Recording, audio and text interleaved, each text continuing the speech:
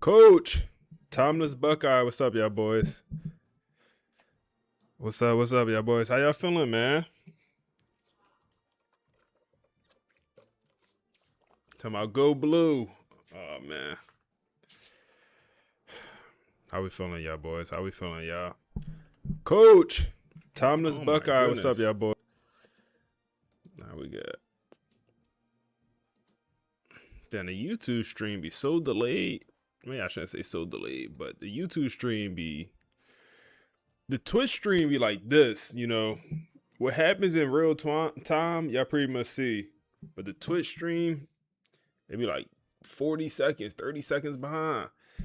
Rook, what's up, bro? Bone, how we doing, y'all? How we doing? How we doing, man?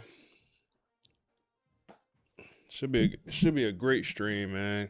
Got a lot. Shazam! Hey, appreciate the follow, man. Appreciate the follow, my guy. Got a lot of things I want to get done today, man.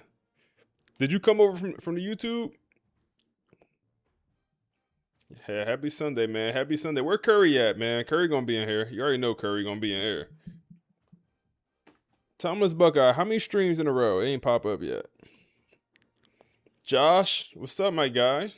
Josh being here every day on the YouTube stream, holding it down too. Dual Mag, what's up, bro?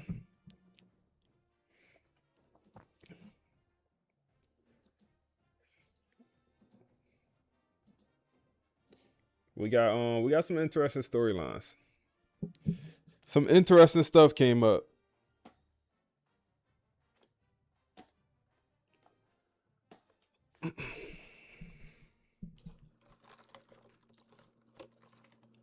He's at 22 in a row. That's crazy.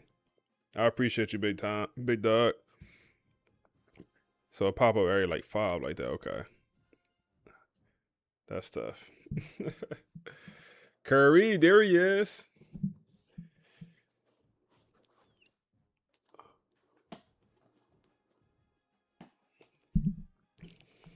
He said, I'm here. Oh, man. What's up, man? Jamil, what's up, my guy? How we doing? Good Sunday. Good Sunday. Ooh. And it's National Margarita Day, man. Dan Cam, appreciate you coming through, big dog. Margarita Day. Shout out to Curry. Hey Curry, I went and grabbed the margarita last night after I got off. I went to the mall, did some stuff, and then I grabbed the margarita. I went to a Mexican restaurant. We grabbed the margarita. They gave us they was having a little deal, two for one. Got a little 2 for 1. So I've been catching up on the online series. Yes, sir. Next online one will drop tomorrow. Next online Dynasty. You said I had a couple last night. Had you slumped? Oh man, my one from last night still in the refrigerator. At some point I'm gonna pull it out and finish him off. Right now we on a coffee right now.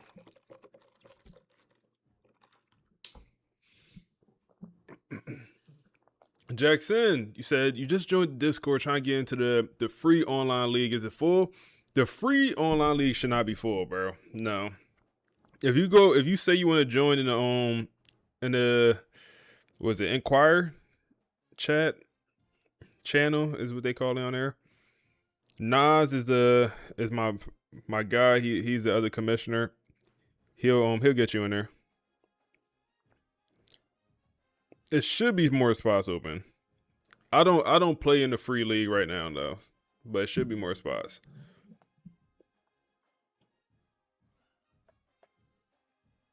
So I feel like you don't be reading all the chats and questions on YouTube. I do. You talking about while I'm streaming?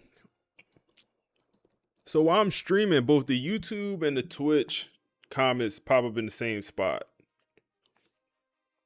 So whether you comment on YouTube and Twitch, they both pop up in the same exact feed for me. So you talking about on stream?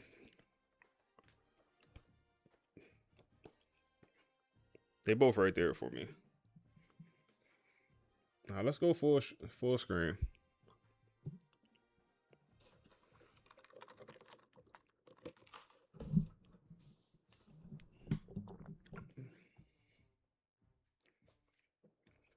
But what I will say is, if you comment on the YouTube stream, it's delayed. So like, if you comment on the Twitch stream, like I see it, or like it'll pop up 5 seconds. Like it's like a 5 second delay on Twitch. So like if something happened funny and you comment as soon as like right in that moment, okay. But if you comment on Twitch, or excuse me, on YouTube, it's 40 seconds behind. So you know, if you comment like laughing or whatever, I might not even know what you're laughing about by the time I see it on YouTube, if that makes sense.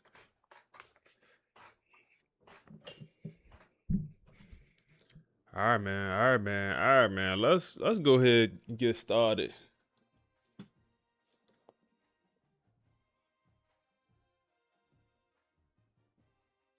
Shazam! Hey, right. Appreciate the follow, man. Let's go ahead and get started. Start the YouTube recording.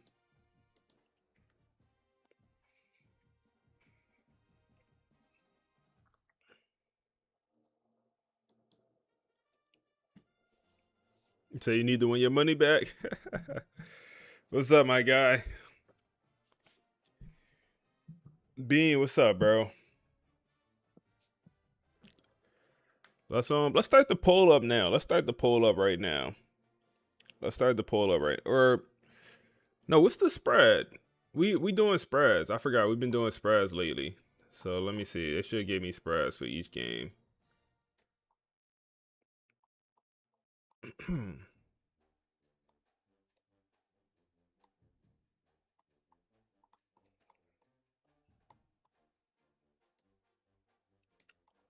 The spread make it a lot tougher though.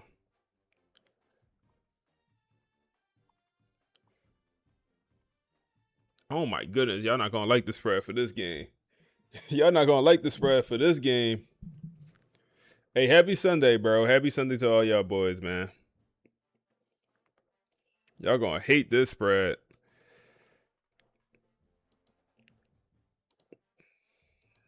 $27.5.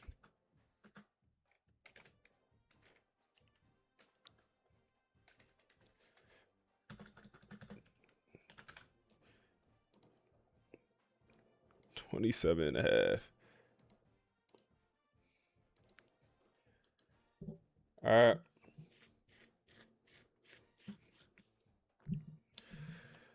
Let's work. Let's work. Let's work. You say you get that LSU stuff? No, I work at LSU, bro. I work in athletics. All that stuff is like the book bag. All that stuff is stuff I get because I work there, bro. I work in athletics.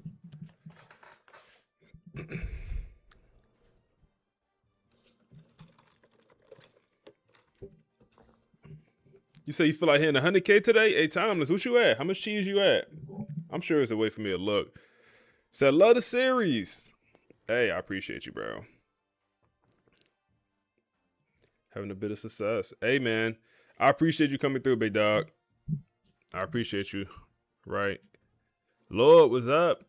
All right, let's get started, man. Let's get started. We've been supposed to get started.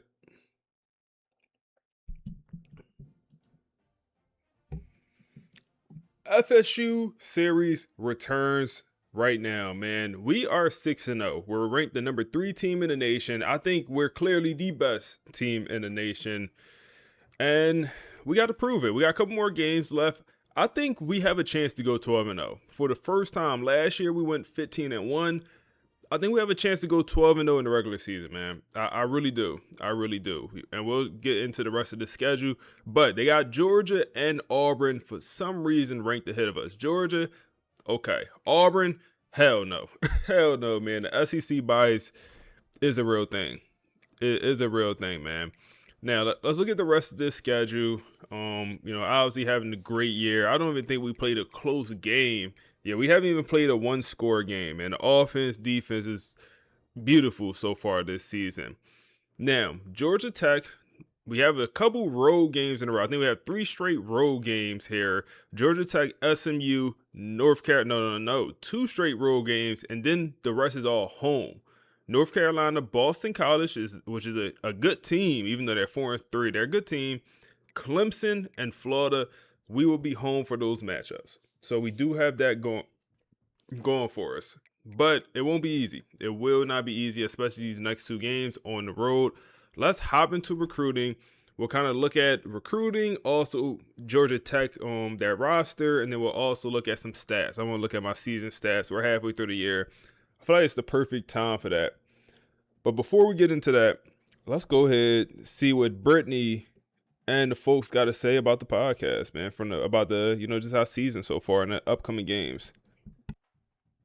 Welcome to today's deep dive. We've got a fascinating one for you today because normally when we sit down to look at a college football program that's 6-0. Right, undefeated. Yeah, completely unbeaten, blowing teams out, sitting pretty in the rankings. Usually that conversation is pretty light. Oh, absolutely. It's usually all about Heisman trophies, playoff seeding, how much fun everyone is having. Exactly. But today, we're looking at Florida State.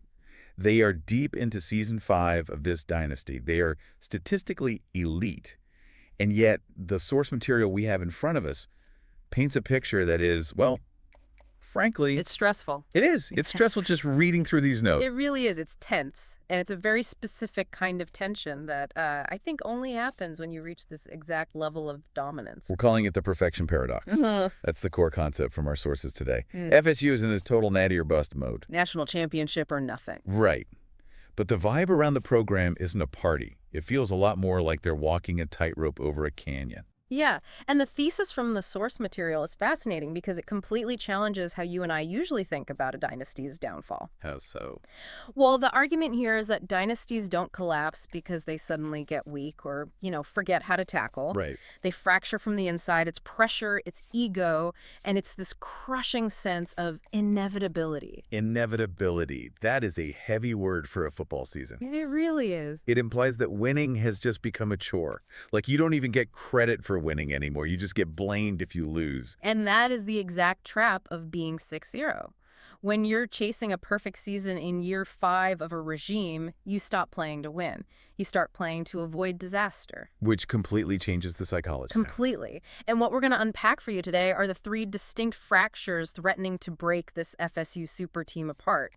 And the scary part, none of them have anything to do with the actual scoreboard. Yeah, so our roadmap for this deep dive covers a front office Cold War, a major superstar crisis in the locker room, and finally, a psychological minefield hidden in the back half of their schedule. It's a lot. It is. So let's start right at the top, the front office. Right. Because usually when a coach is 6-0, the administration just gives him the keys to the city and leaves him completely alone. You think so? But the sources describe this, they call it an invisible fracture between the administration and head coach Marcus Vale. They use the term institutional discomfort. Yeah, institutional discomfort, which is just a really polite academic way of saying there's a massive fundamental philosophical disagreement behind the scenes. About how to handle success. Exactly. You'd think winning cures everything. But in this specific case, the dominance has actually created the politics. So what are they actually fighting about? Is this just Vale and the athletic director rubbing each other the wrong way, or is there actual policy behind this? Oh, it's policy. And as always, it's money. The administration is looking at the long-term health of the university. They're looking at the books, the current NIL landscape. Name, image, and likeness. Right. And they are quietly pushing for what the sources call restraint models. Restraint models. Okay, that just sounds like corporate speak for stop spending our money. It's a bit more nuanced than that, but Sure. Effectively, yeah. Think about it from the admin's perspective for a second. They want budget stabilization. Sure. They're worried about the optics of NIL getting totally out of control. They want to control the narrative around roster valuation so they aren't basically held hostage by every single recruit demanding a fortune. They're trying to hedge their bets. Exactly. Which feels like bringing a calculator to a knife fight in modern college football. That is a great way to put it. I mean, if you aren't spending right now, you're dying, right? And that is exactly Marcus Vale's perspective. The sources specifically label him a competitive maximalist. A maximalist, meaning he wants to push the chips all the way to the center of the table. Every single chip. He wants expansion. He looks at being 6-0 and says, now is the time to step on the gas. Now we expand our footprint, we spend more, and we absolutely bury the competition. But the administration wants to manage the risk. Right. They're seeing the cliff edge of sustainability, and Vale only sees the scoreboard. So you have this huge friction where the head coach wants to build an empire and the suits just want to build a savings account. Yeah, and the boosters are caught right in the middle. They don't know who to listen to. The media's starting to sniff around. They're sensing that instability. There's actually a line in the research that really stood out to me. It says, dominance has made FSU nervous. It's incredibly counterintuitive. It really is. But it makes total sense when you break it down. When you're climbing the mountain, everyone is united, right? The goal is clear, get to the top. Yeah. But once you're at the top and you're just looking down, that's when the infighting starts about how to stay there without going broke. Vale wants to spend to stay elite. The admin wants to save to stay solvent. Exactly. And that tension, it doesn't just stay neatly in the boardroom. No, it trickles down. It absolutely trickles down. Which brings us to the locker room. Because if the suits are fighting about money and value, it seems like the players are struggling with their own version of value right now. Yes. This is the TB12 situation. Let's get into this. Honestly, this is the most predictable part of building a super team, but it's also the most dangerous. Let's clarify the setup for you here. TB12 comes into Season 5 as the guy. He's WR1. Right. He's looking at the NFL draft. He's looking at his contract year tape. The expectation from everyone was that he's going to be the absolute focal point of this offense. Right. He's expecting a legacy year. He wants the stats that justify a first-round draft grade.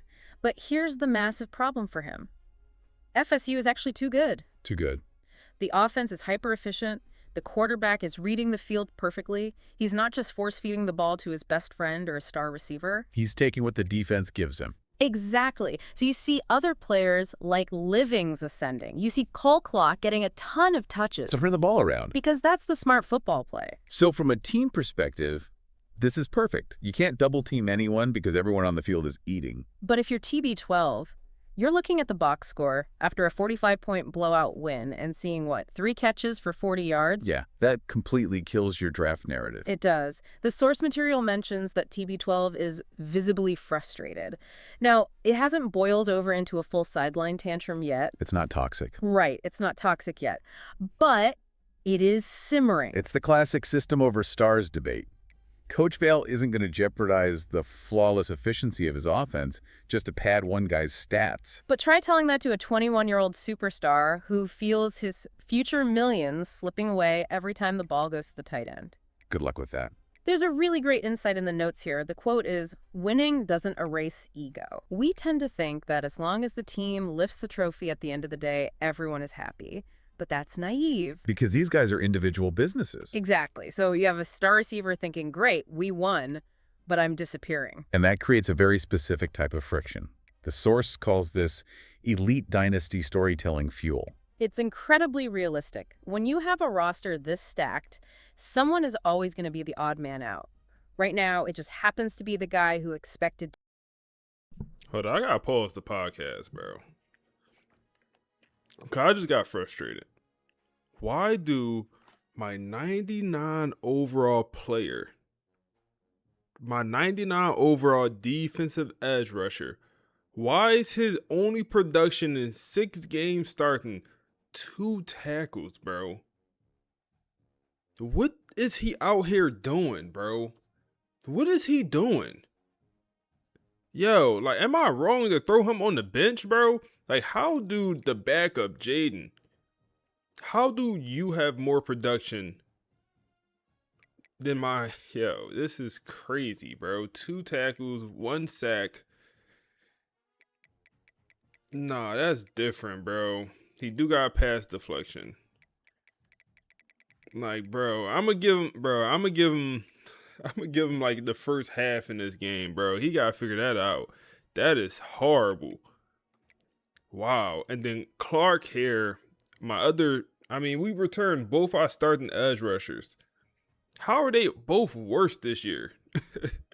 They got better in overall, but worse in production. Crazy. Interception numbers great. Let's finish off the podcast. I just had to point that out. That's crazy. To be the hero. Okay, so just to recap where we are. We've got a coach fighting the administration for resources. We've got a star player fighting the system for touches. All while they are 6. All while undefeated. Yeah. Now, let's look at the road ahead. Because if the internal pressure wasn't bad enough, the remaining schedule sets up like an absolute psychological torture chamber. It really does. The source material breaks this down into the psychology of the schedule. And the main takeaway there is that going 12-0 is terrifying. Because every single week, the pressure to maintain that perfection magnifies. You aren't really playing opponents anymore. You're playing against human nature. The sources break these remaining games down into two categories for you: the trap games and the narrative games. Let's start with the traps. Okay. Game 7, Georgia Tech. Why is this flagged in our notes as the danger zone? Well, you have to look at the context. It's Game 7. You're coming off the first half of the season. You're probably feeling really good about yourself. You're undefeated. Right. And it's a road game in Atlanta. The source talks about the specific phenomenon called a post-hype emotional lull. It's that moment where you just exhale for a second too long. Precisely. And Georgia Tech is that perfect, annoyingly competent kind of team. They aren't a massive brand name that naturally gets the players fired up. So it's easy to overlook them. Yeah, and if you sleepwalk through that first quarter, suddenly you're down 10-0. The narrative here is that this is exactly where undefeated teams get caught looking ahead. And speaking of looking ahead, you've got SMU coming up in Game 8. Dallas, this feels like a completely different kind of trap entirely. Oh, it is. This is the style points game. Because you're in Texas. Right, prime recruiting ground. The offense is going to feel this massive need to put on a show. It's not enough to just... We'll pause the podcast and we'll listen to it after the game, because for now we got to lock in, man. I know y'all pitch our cheese. Oh, my. I know y'all pitch our cheese up, man. We got to make sure we convert on that. You said blitz more? I don't know, bro. Zeke might just be a done bun. Not Zeke. Zeke, my running back right here. What's the name? Ian, the D lineman. Yeah, he just might be. Bro, that is crazy. I truly wonder if it's because he's not an athlete. Like, you look at his speed and acceleration, it's really bad for an edge rusher. Look at Zeke, man. Look at Zeke. He all stiff with the moves, but. But I wonder if it's because Ian is not an athlete. That's why he's not producing. I wonder if that has anything to do with it. Sylvester with the drop. Freaky Zeke. Go pass here. It's open. That's open. TB12. TB12 is also upset, man. And it makes sense. You know, he's a 3-year starter, expecting a pretty big year his last year before he go pro. And I mean, his production just is reduced. Like, and I don't know why. It's not like we're not trying to target. I mean, I'm trying to give him the ball. Damn. I'm trying to give him the ball. I just can't find him. Just cannot find him, man. But yeah, he's trying to make his push for the NFL after this year. He just we just can't figure it out, man. We're gonna figure it out at some point though. We will. That's open. That's gonna be Sylvester. Gibbs, what's up, bro? How you doing, man? Let's see. His speed holding him back? I don't know, man. Like, he got 1,000 yards last year with the same speed. I feel like we just got better receivers, and like I feel like we just got better offense overall. So like last year we kind of had to rely on our top 2 guys, TB12 and then also Nakamura. I feel like we just was relying on those 2. This year I feel like we got 2 good running backs we could use. We got a whole entire receiving core. We also got a tight end that, look at Morgan, man. Morgan good for a couple drops a game, but Morgan also has more yardage than TB12.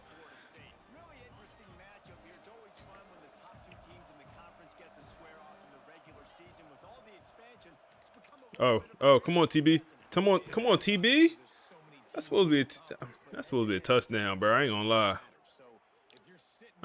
It's supposed to be a touchdown. We'll take that though. We'll take it. Shazam! Let's go quarterback run here. JT, appreciate the follow, man. We go quarterback draw. Oh, my goodness. Let's see. See, I'm trying to get the quarterback some rushing touchdowns, man, because that's the key to getting them in the Heisman race. Josh coming through. Hold on, let me throw a dot for you, Josh. Sylvester, come on. That's really on Jaden, the quarterback. He put it behind him, and he had to turn around and catch it. Hey, Josh, I appreciate the sub, man. Getting us started right on this good Sunday. Getting us started right on this good Sunday. All right, hold on. Let me find a dot here. JT, you said, bro, you put out good content. I watched a lot of different people, and you're among the best. Hey, bro, I truly appreciate that, man. I truly do. I think this is going to be open.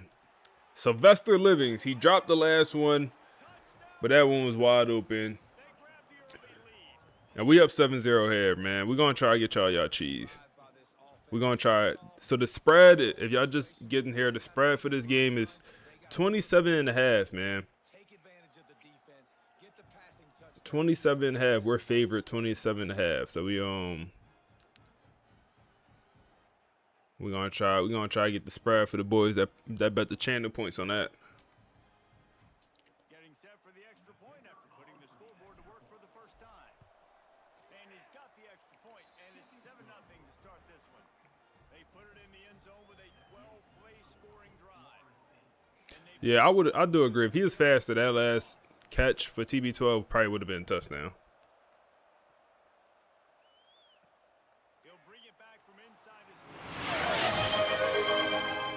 Damn, that was loud. They put a stop to that return at the 22. So Georgia Tech's offense taking the field. First chance we have to see them today. And are we ever lucky to see these two great quarterbacks in action here today?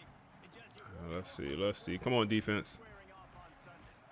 Hey, I really want to see this D-line come alive. Ian, you got to figure something out, bro. You got to. There's no way in 6 games. There's no way in 6 games, Ian, you got 2 tackles as a 99 overall. Look at Keyshawn. Good work, boy. 99 overall DN with just 2 tackles, 1 sack. I mean, what you out there doing, bro? What do he be out there doing?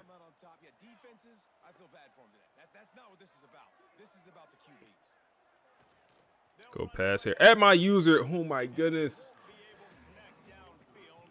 Put it on the money, bro. That was us. That was us. Come on, Ian. Come on, Ian. I was about to pass commit. They go screen, and we'll get it back on a punt, man. They went screen, couldn't get it off. That was Elijah Fields.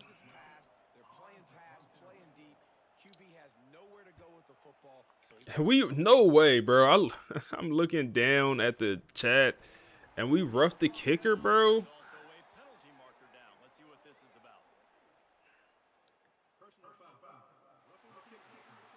You said you made me remember why you don't play online. Online is arcade. Hey man, I'm having fun with the online, bro. It's a good switch up. It is a good switch up. I'm having fun. I know in them videos I be raging a little bit, just a little bit. I'm having fun, bro. Give it a try, man. Give it a try. Don't just write it off. Dot. That's gonna be Frederick Valentin in man coverage.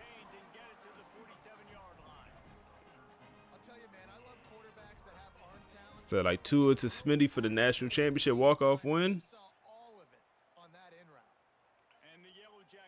Shout out to Tua, man. Shout out to Jalen Hurts, man. I truly believe. Look at Clark. Even Clark making tackles in the backfield. Not my 99 edge rusher. But shout out to Tua, man. Tua made Jalen Hurts who he is today. You know, if Jalen Hurts never got benched, you know, I don't know if he is who he is today. Maybe, but it turned him to a top 5 quarterback. Third and 10. 3rd and 10. Come on, D-line. How we feeling, D-line? Good coverage, Benjamin.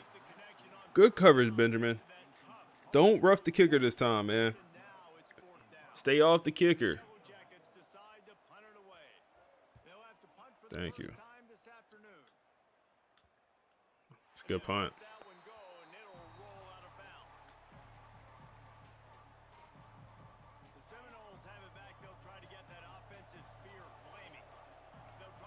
All right, we'll go run here. Quan Hester, they just lifted my dog. Why they just throw my dog in the air?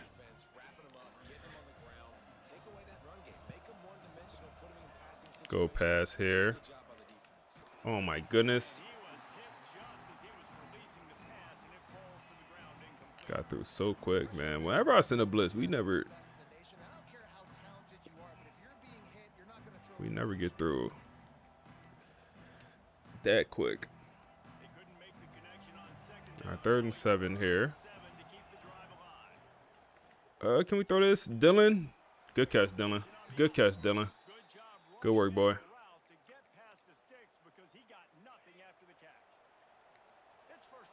They pressing.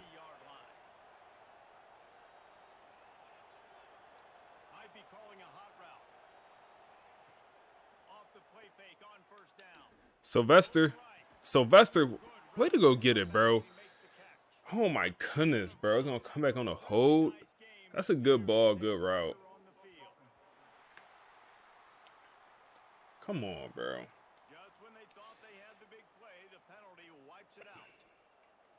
What's up, Don? How you?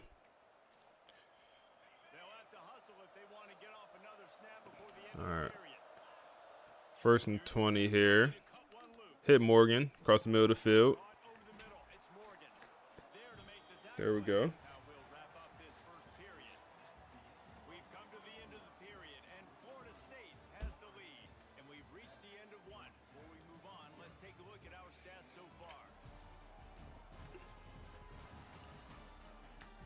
Come on. Lots of time left and ready to go back at it here in the second quarter.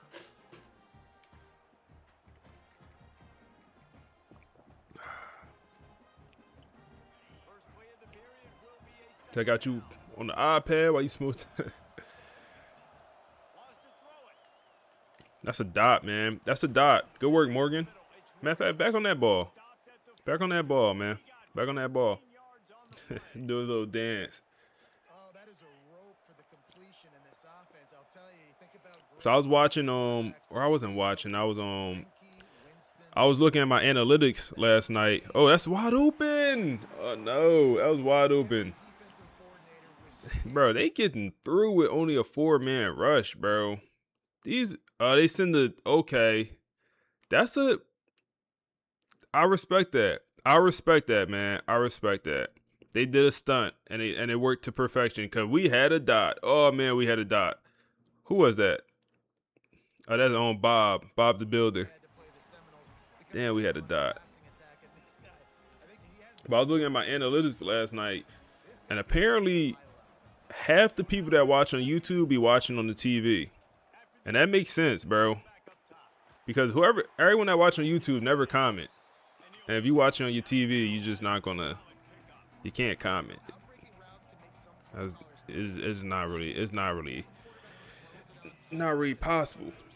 All right, I'm sure you can, but nobody's about to type in on the remote a comment. What playbook is this? This is Auburn. This is Auburn book we've been rocking out with. TB12. There we go.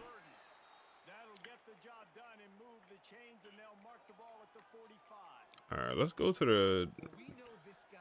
We moving the ball, but we're not looking explosive here. Go to the run game. Oh yeah, Zeke. Come on, bro. I feel like he should just run through people's chests, bro. I feel like he should run through people's chests. You said if you don't mind asking what you do, I work at operations, bro. Athletic ops. So go get it. Go get it. That's a crazy ball. I'm at athletic ops, bro.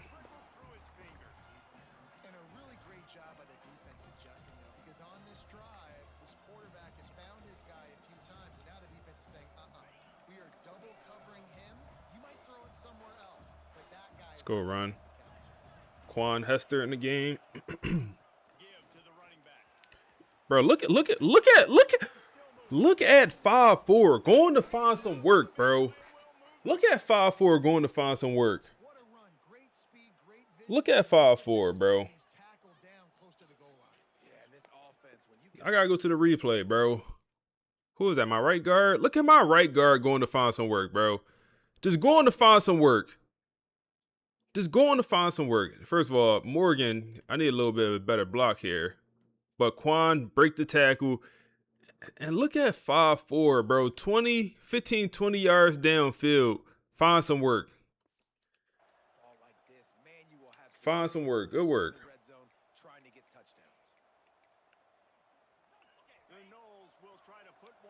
Yeah, we on Heisman with Slaughter's, man. So Quan. 14 skunk here. The running game hidden. So what do you mean with Slaughter's? So the Slaughter's make it a little bit harder than Heisman difficulty. It's on the Slaughter's we use. So yeah, just make it a little bit harder. And also I feel like a little bit more realistic. Funk, what's up, man? How you?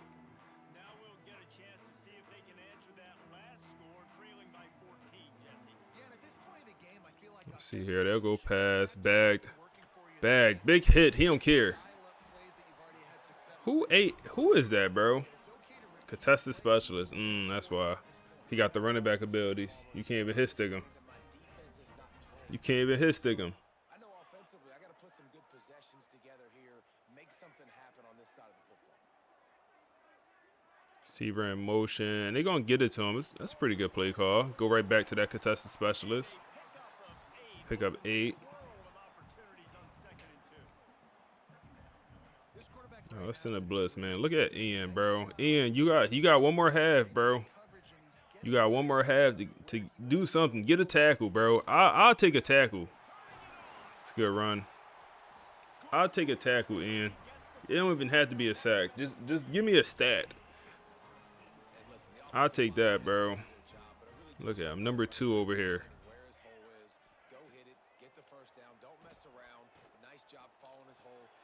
Wow.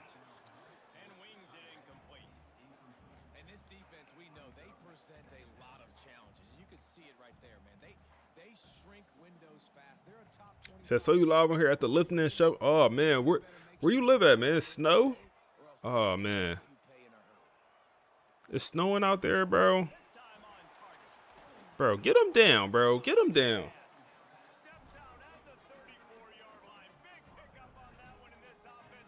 Yesterday it was like 80 degrees in Louisiana.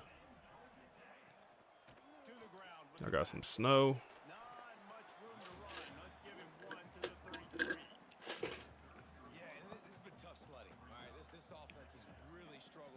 All right.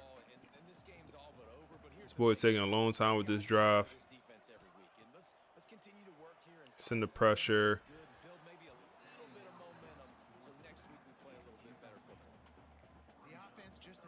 All right, what we got here?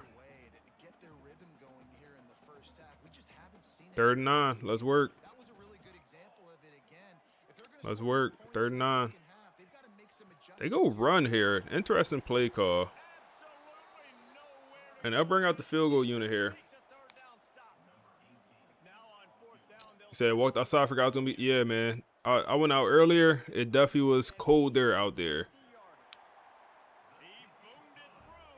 You said you up in PA off the coast? Okay.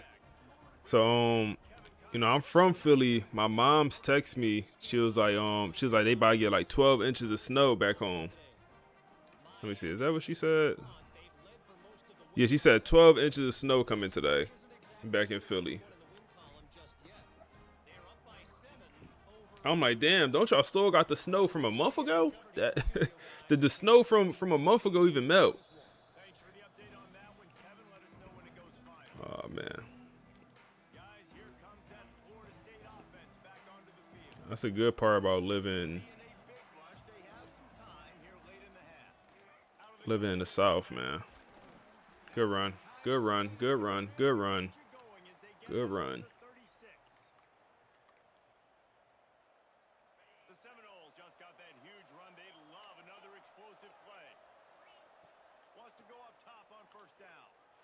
Dylan. Dylan. Dylan. He got that 96 speed, man.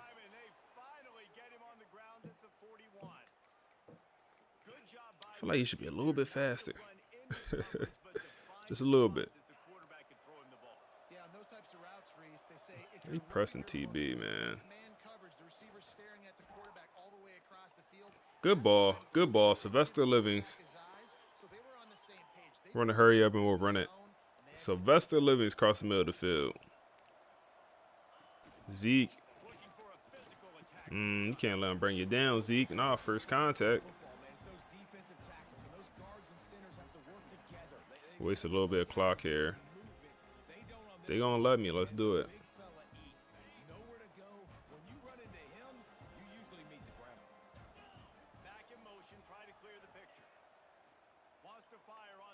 Don't really like it. Oh my goodness. My dog with a pancake, but I took a little bit too long to decide to step him and run. A little bit too long.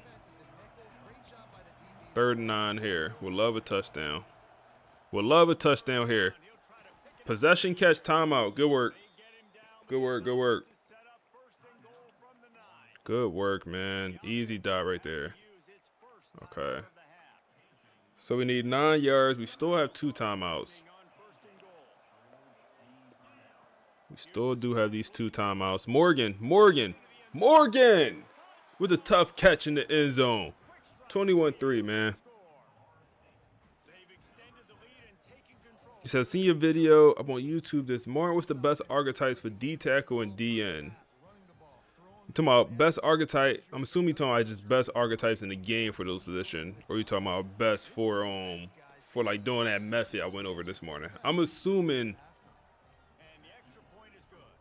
you talking about just best archetype for D tackle. I'll start with D tackle. I like the power rusher. That's gonna be my favorite. The power rusher, just to do it all. They got some finesse moves, some block shedding, some strength. You get power moves on. Like, you do everything. Block shedding. That's my favorite archetype. Power rusher.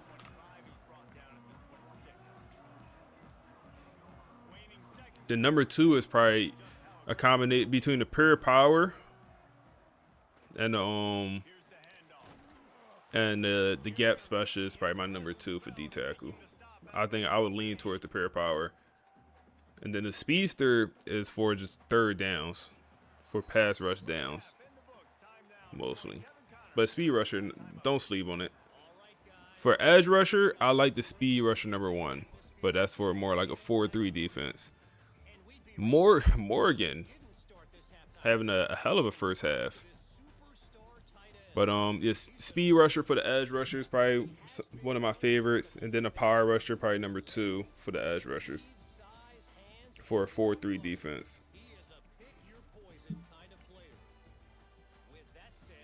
You said Dylan has a 96 speed as a elusive route runner, dangerous combo. Yeah, man, he's going to get drafted. We have so many guys that's only played 3 years of college football, and they're going to get drafted. They're not going to stick around for their 4th year. So many guys. And he'll return it and try to get behind his blockers. He was looking for some running room, but not much to be found as he stopped at the 18. Georgia Tech has the ball back, and here comes the Yellow Jacket offense. They start this All right, let's see. in a big hole, and they have to start climbing out right now. And they are going to have Go play action pressure. Hold on, we forgot to take oh my goodness, you're not doing Ben like that, bro. Come on. We essentially throwing Buddy on the bench, bro. Like, we gave him that whole half to get a tackle, to do something. He ain't do nothing. 99 overall player, bro. Like, look at his attributes. Like, maybe he need to be playing D tackle, but he don't have the weight. He's too slow. I guess he's too slow is why he's not. I don't know his issue. He's strong as hell. You come look at his stats and like 99 tackling, 89 hit power, 99 power moves, no finesse moves, 99 block shedding, 97 pursuit, 99 block shedding, 99 power moves, 2 tackles on the whole season. Embarrassing. Like he's going on the bench, bro. Like I have no choice. Bring out Carl and Jaden. Bring out the 2 young Lions.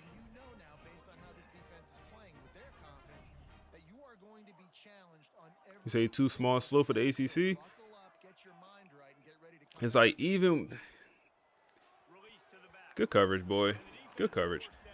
It's like that's crazy though. It's like, You said he's an edge setter in a 3-3-5. All right, let's. Yeah. I guess. It's like for me, it's just like it's one thing if he's not playing great, but for him to have 0 production is insane. Insane. Pressure. Come on. Tackle that man, bro. Bro, Elijah Fields right there. Pushing him back. Got him locked out. Bro, just stick one arm out, man. Damn. Oh, man. We'll go blitz here. They do go run. Clark all over it, man. Clark is all over it. That's why you still out there. At least you have some type of production.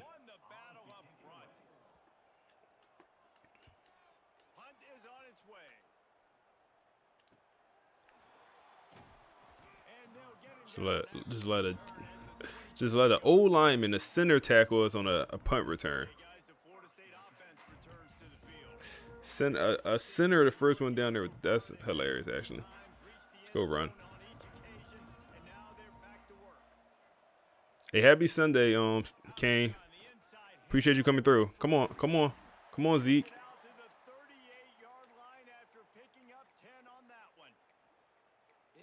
Let's work, Zeke. It really is. That's why you run the football consistently. You got a big offensive line, a big physical unit. Quan Hester subs in. Let's run it. Come on, Quan. To try him on the other side. It's like, bro, he switched from side to side throughout the game. But he done for the day, bro. He's done for the day. If Jaden gets a sack, he's in the starting spot. I'm not gonna lie. He's in the starting spot for the rest of the year. I'm not gonna lie.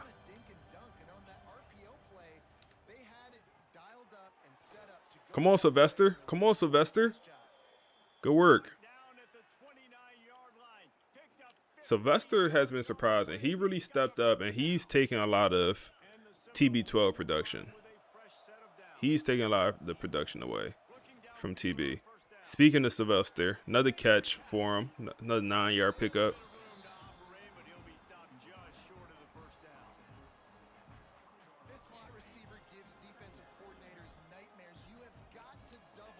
Let's see here. TB, work with me now. He said, do you recruit player archetypes based on playbook or best available, or what's your strategy? Well, for me, it depends. Like, we're at the point where we just recruit the best players that fit our scheme because, you know, we're a 5-star prestige at this point. Like, we're a great program. We got CEO. We get who we want. But at first, like, we had to fit in where we could get in. Like, we couldn't really dictate who we could get. We just had to get the best possible players. Dylan! 28 to what, 3? Yeah, this BTA. But yeah, now we're at the point where we can decide, like, okay, what archetypes we want, we focus on those archetypes. So I say it just depends. Like, now we're at the point where we focus on scheme. Like, we brought in nothing but hybrid safeties, pretty much. Quarterbacks, we always brought in quarterbacks that fit our scheme. So like, at first, it was like pocket passers. Now we move more towards like a running quarterback. So we got dual threats and backfield creators to fit our scheme. We moved to more of a spread playbook. At first, we had a pro-style offense.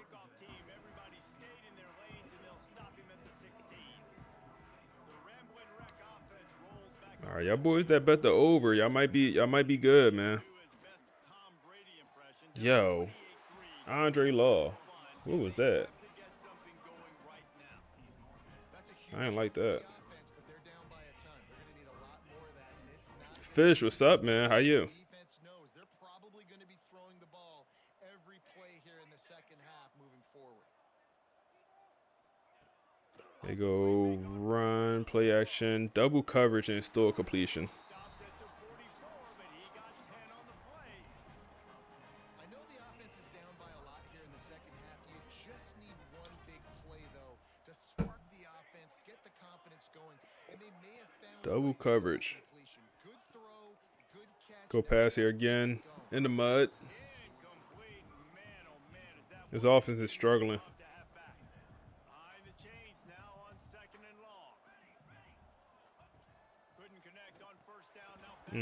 This offense is struggling.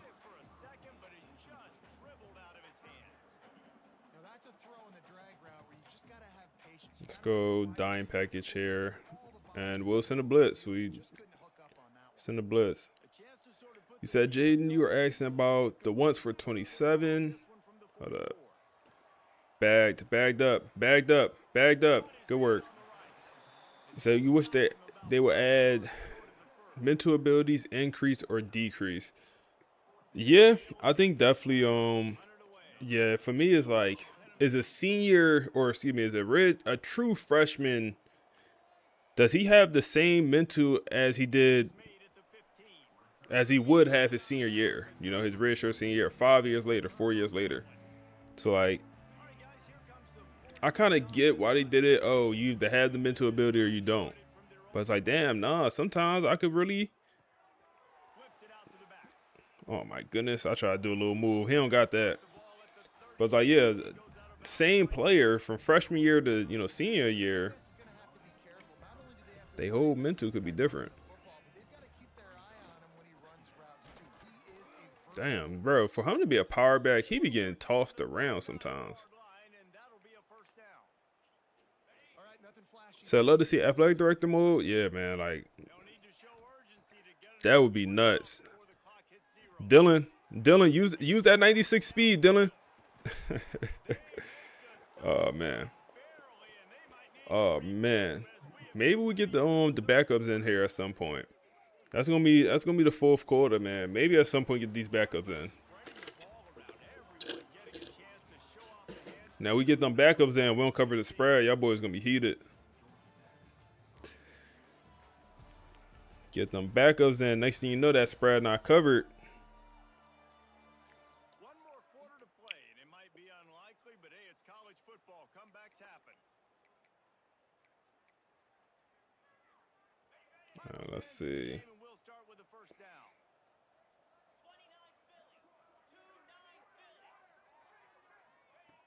To the air on first down. Damn. Jaden with the fumble, and Georgia Tech takes over. What the that was. I mean, how? That's how.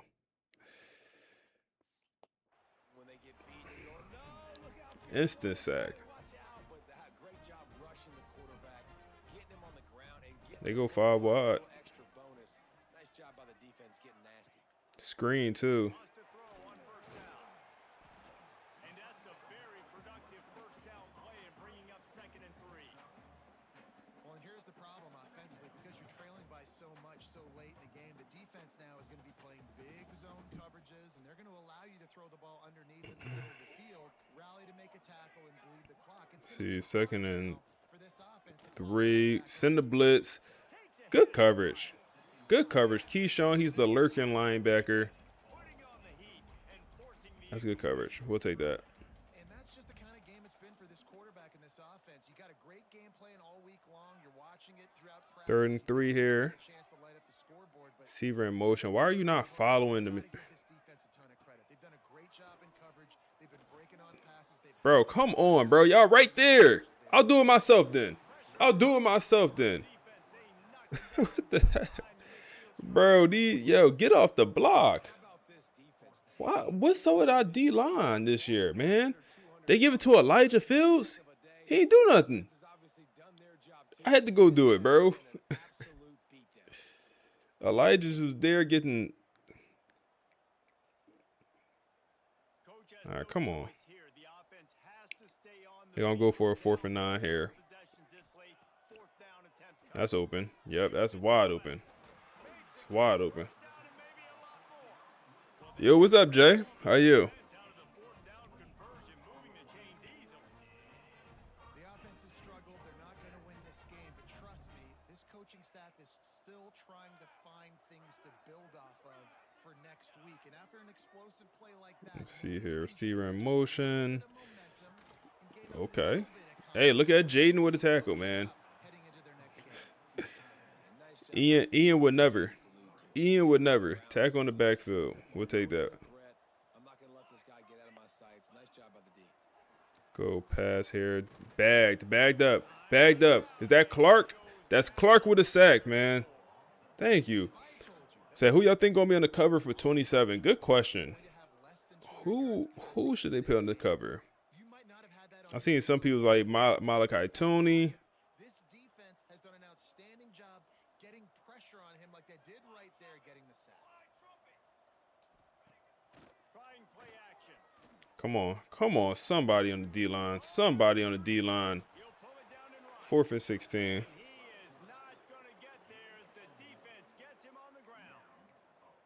Who should they put on the cover? And you just want him to Arch. be in the pocket maybe just a little bit longer. It's 3rd down. A little bit I gotta get, and I think he pulls the football down. Last year they went 2 receivers. Go get it, Andre. Go get it, Andre. Andre Law. Finally with an interception. Down, but what a play to come up with the interception. And that's a really good job by the defense, understanding the situation. Archman and Tony. 4th down. It's late in the game. You got a multi-possession lead. Take away all. Damn. Make them force the football. I would like to see a defensive player. And they stamp this game. Just the defensive players don't be as big of a names. Like people don't be knowing the defensive players. Dante Moore is more deserving in my opinion. That's a dot. Good work, Morgan. Dante Moore is more deserving than Arch. Put this drive into high gear. Trinidad Chambles. 37. Here's this offense with a fresh set of downs. Damn, did they run commit? Them boys just run commit. Hey, we need a touchdown to cover this spread too. But at the same time, we gotta run the clock out. They can come catch anybody up and down the line of scrimmage. Caleb Downs. He had a good clue what was going on. He knew it was a run play. Fired, pulled the trigger, came downhill, and attacked the running back. Oh my goodness, high ball, but Morgan on that. Dragged down, but they'll Morgan on that. for a first down. They showed great trust in their quarterback right there, and why not? He's had an outstanding game. Dylan. Outstanding game. Dylan. Taking care of the football. Now late in the game, you got the lead. That first down now tells Yeah, throw Lane Kiffin on the cover, man. running the football. There we go. Throw Kiffin on that cover. Get out of here with the dub. Smart move to keep it on the ground. Throw Kiffin on that cover, man. We've reached a 2-minute timeout, and in all likelihood, they could just run the clock out. You said Virginia Tech will be the cover. A little salt in the wound. Working well behind the sticks on 2nd down. Yeah, I feel like every year they're gonna do like a cover with just a bunch of different athletes. I don't know if they'll ever just do a one-person cover. And they get to it. It's just too many college players. And the Seminoles heading quickly to the line. He's going to look for a man on 3rd and short. Oh my goodness, we had the running back wide open for a touchdown, but Sylvester Livings get it done himself.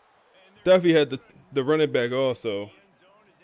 Hey man, I had to go grab the spread for y'all, man. I had to go grab the spread. And David, remember when we called Jameis Winston's debut? 27 Had to go grab the spread, man. I'm a man of people here. caught out of bounds. This guy's locked in like that. Locked in, dialed Man of people, man. compared to Jameis Winston. And by the way, I mean, he was in fuego that night. It was awesome to be there. Those are the kind of guys that catapult you to the next level and bring Florida State back. Pulled down at the 18, and the decision to bring it out of the end zone was not a good one. Said Arch finna have a big year. Bro, it's funny, like halfway through the season last year, everybody was saying Arch was dirt, this, that, and the third about Arch, and then he ended the year strong.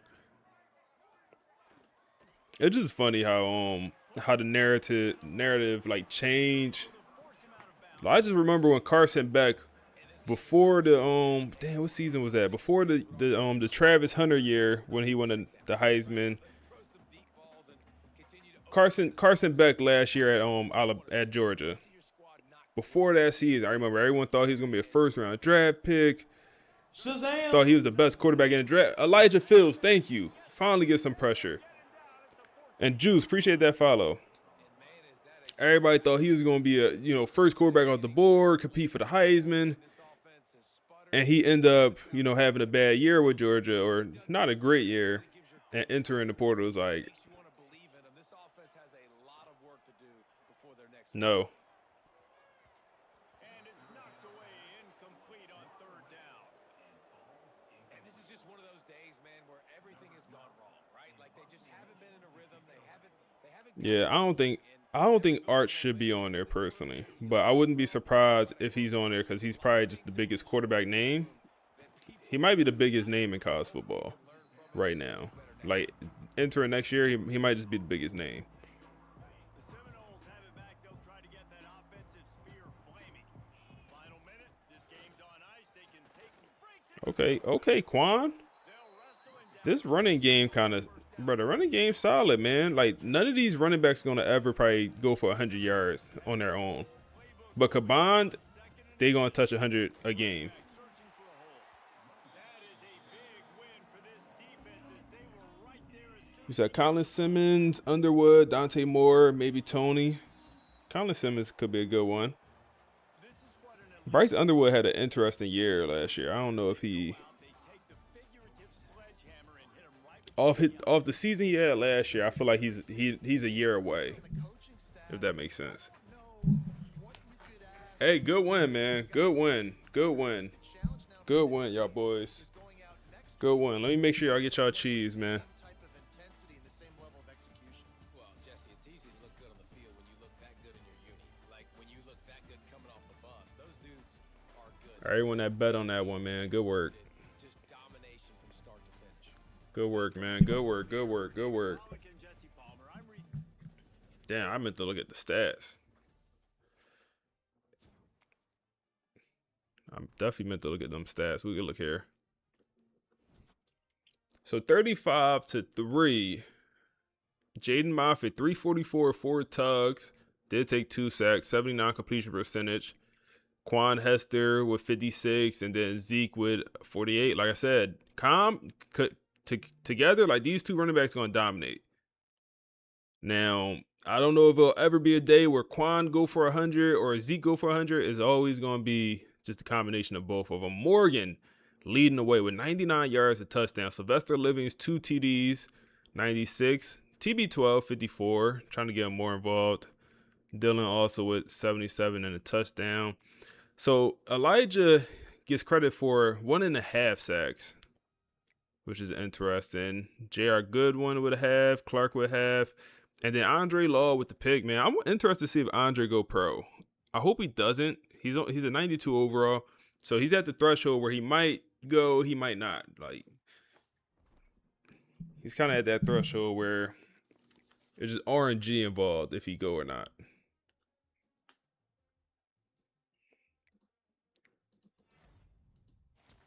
And more commitments.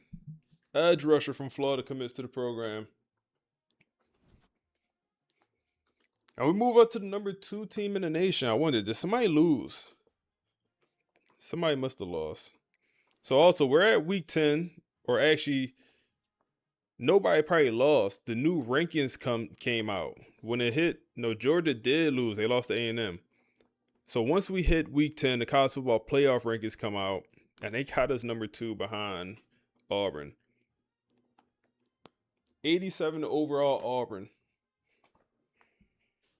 Yeah, okay.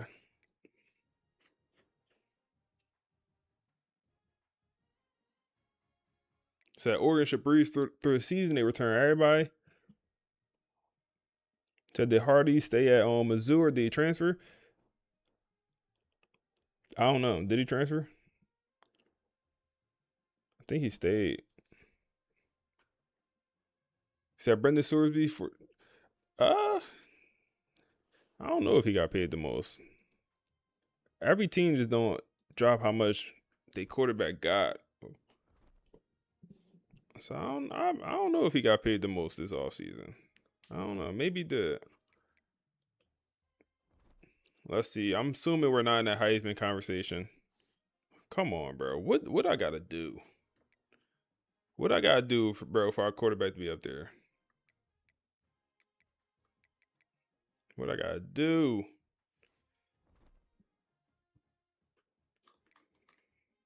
What I gotta do? All right, let's All right, we could look at the award watch list here. Russian TDs. I've been getting the Russian TDs. I've been trying at least. It's not easy. We definitely been trying to get them Russian TDs though. We got a couple. Coach of the year, they hate me. Auburn coach up here, but not us.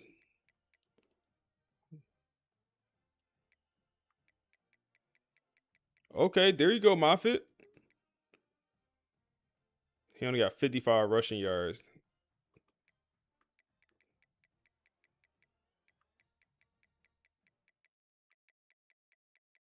Benjamin up here with his 3 interceptions. Only 10 tackles for him. That is very low compared to other guys.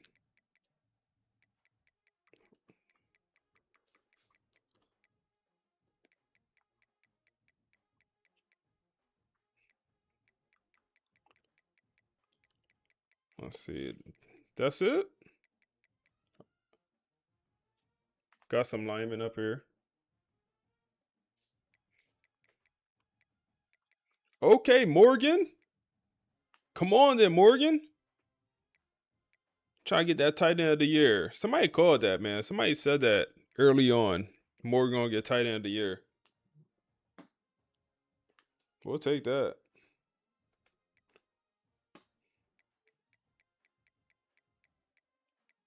Really, no coaches up here for us?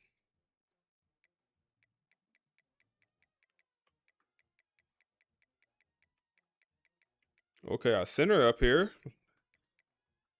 There we go. I feel like he won that last year. Maybe he didn't.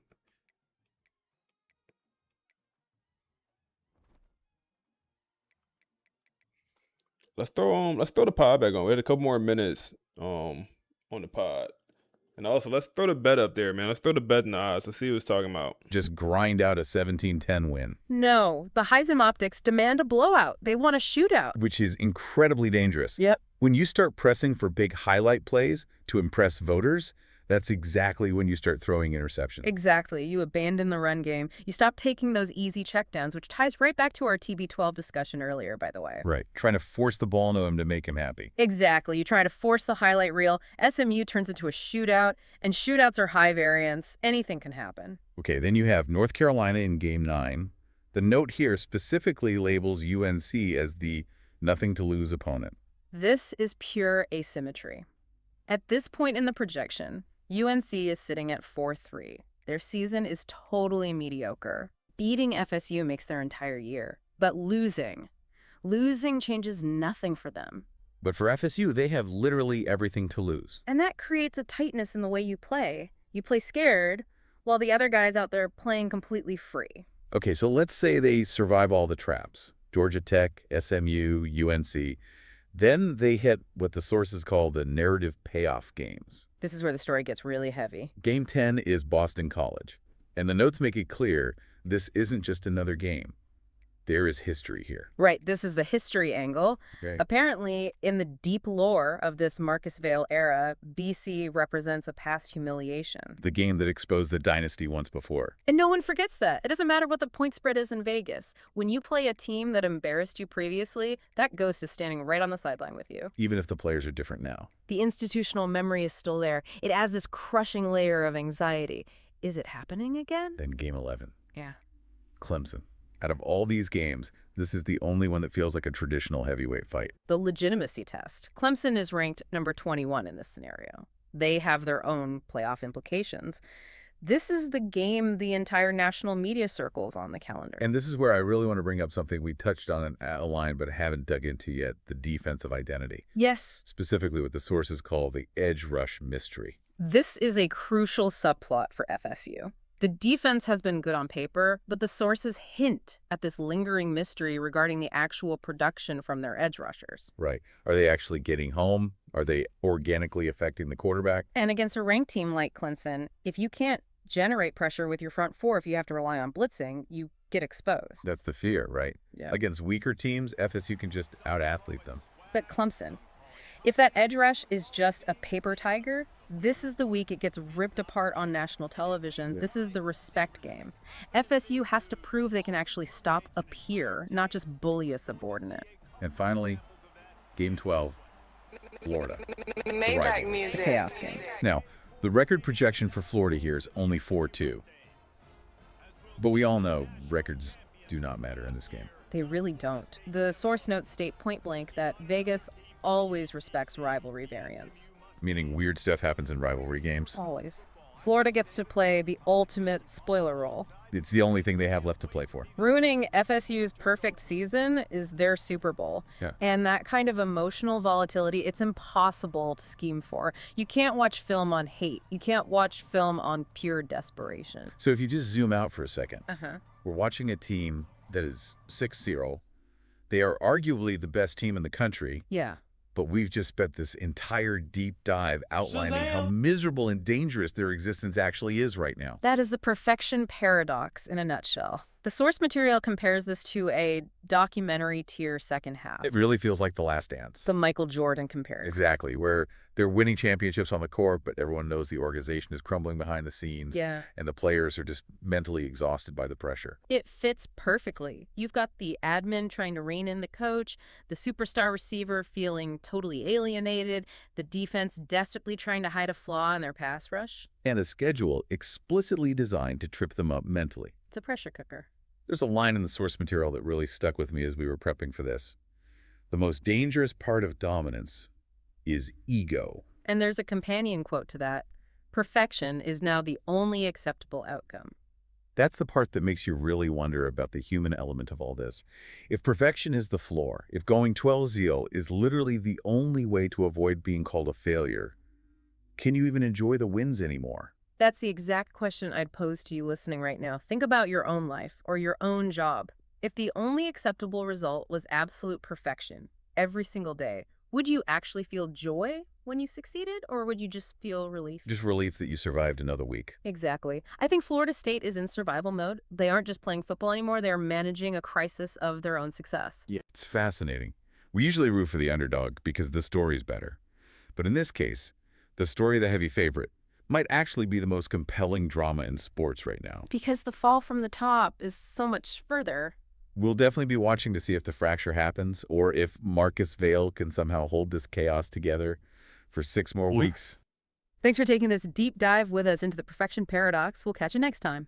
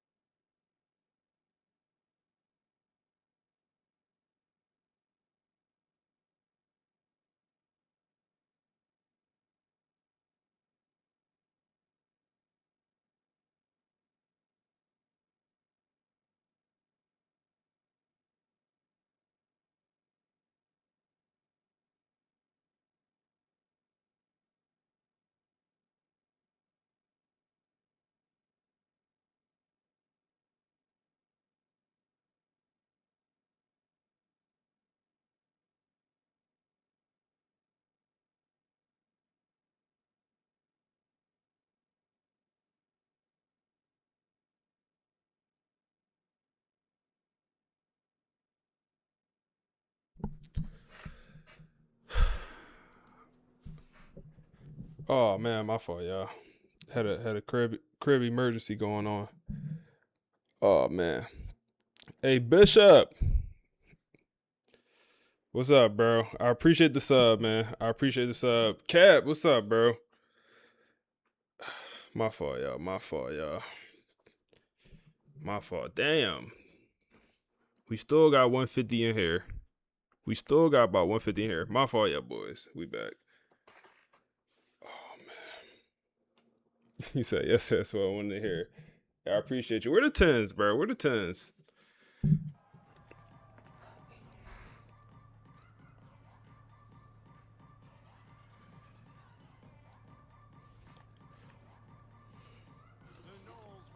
We running down, joint? Cap. Y'all ain't running. Cap. Cap. Cap. Y'all ain't running tens.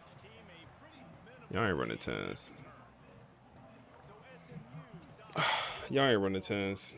Oh no, y'all running tens, bro.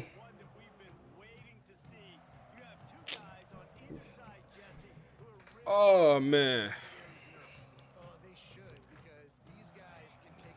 Oh man, y'all, bro, I hate y'all, bro. Y'all run tens as soon as I hop on college football. I was in the party all morning trying to run tens. Oh my goodness, look how you doing my.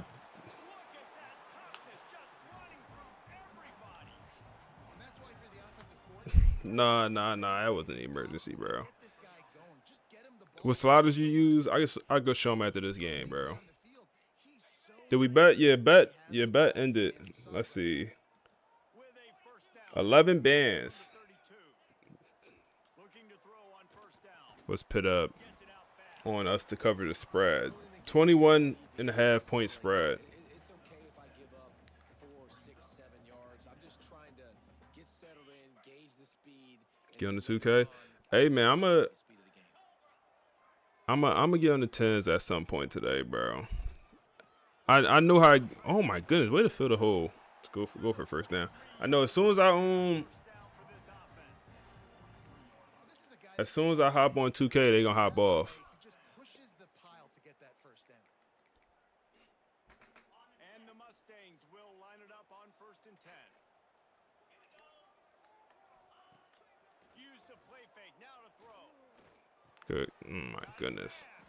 Makes the grab almost to the first down marker, but a good pickup on that one. During the week, you got to talk to your Y'all actually in runs already, Bishop, or y'all drafted, or where y'all at? safest routes, easiest Y'all actually drafted and stuff. early with the short passing game.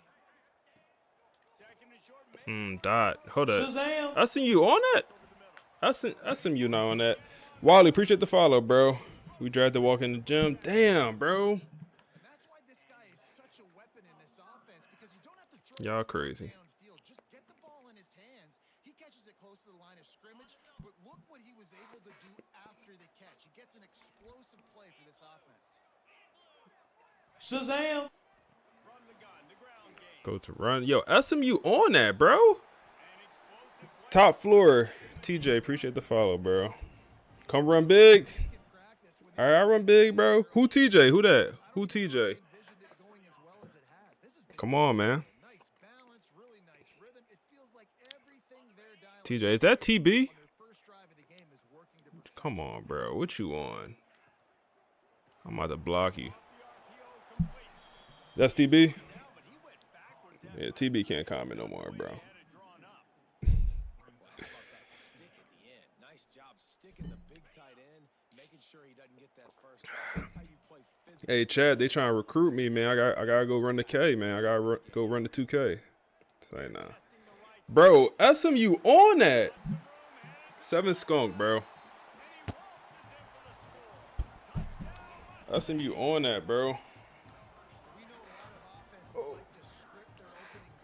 SMU boys on that. Practice it over and over and over again throughout the week, and you just saw flawless execution on the opening drive by the offense. A nice All right, come on, lock. Ooh, pass and run, getting different lock in, man. here early. They cap it off with a nice run late, but what a great job to take control of this game and the offense.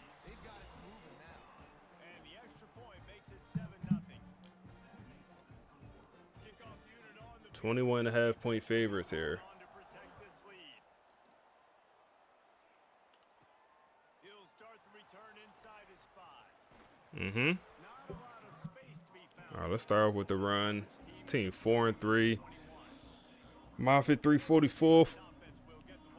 4 TDs last week. They are coming off a sensation. But yeah, bro, they trying to mess up the undefeated season, bro. Hoping he can build on things, Jesse. Well, I know, having played the position, when you have a big game, you just can't wait to get back out there again and build on that performance. David, last time out, he was making the right reads. Let's see. We could hit that. Offense moving up, Dylan, nice little 9-yard pickup. and you know Let's go run. take on this defense today. Come on, bro. Ain't nothing to look at there.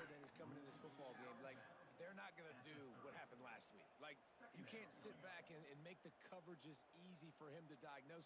He'll pick you apart like he did last week. Look for some change ups and some curveballs for this defense. And the play will stand. Yeah, man. Kevin Jennings is a big what if story, I feel like. Play this second Let's go run here, man. plays with just a few. Go run. Get it to Zeke. Oh, he's got some space. He'll be stopped at the 41, but give him 10 on that play.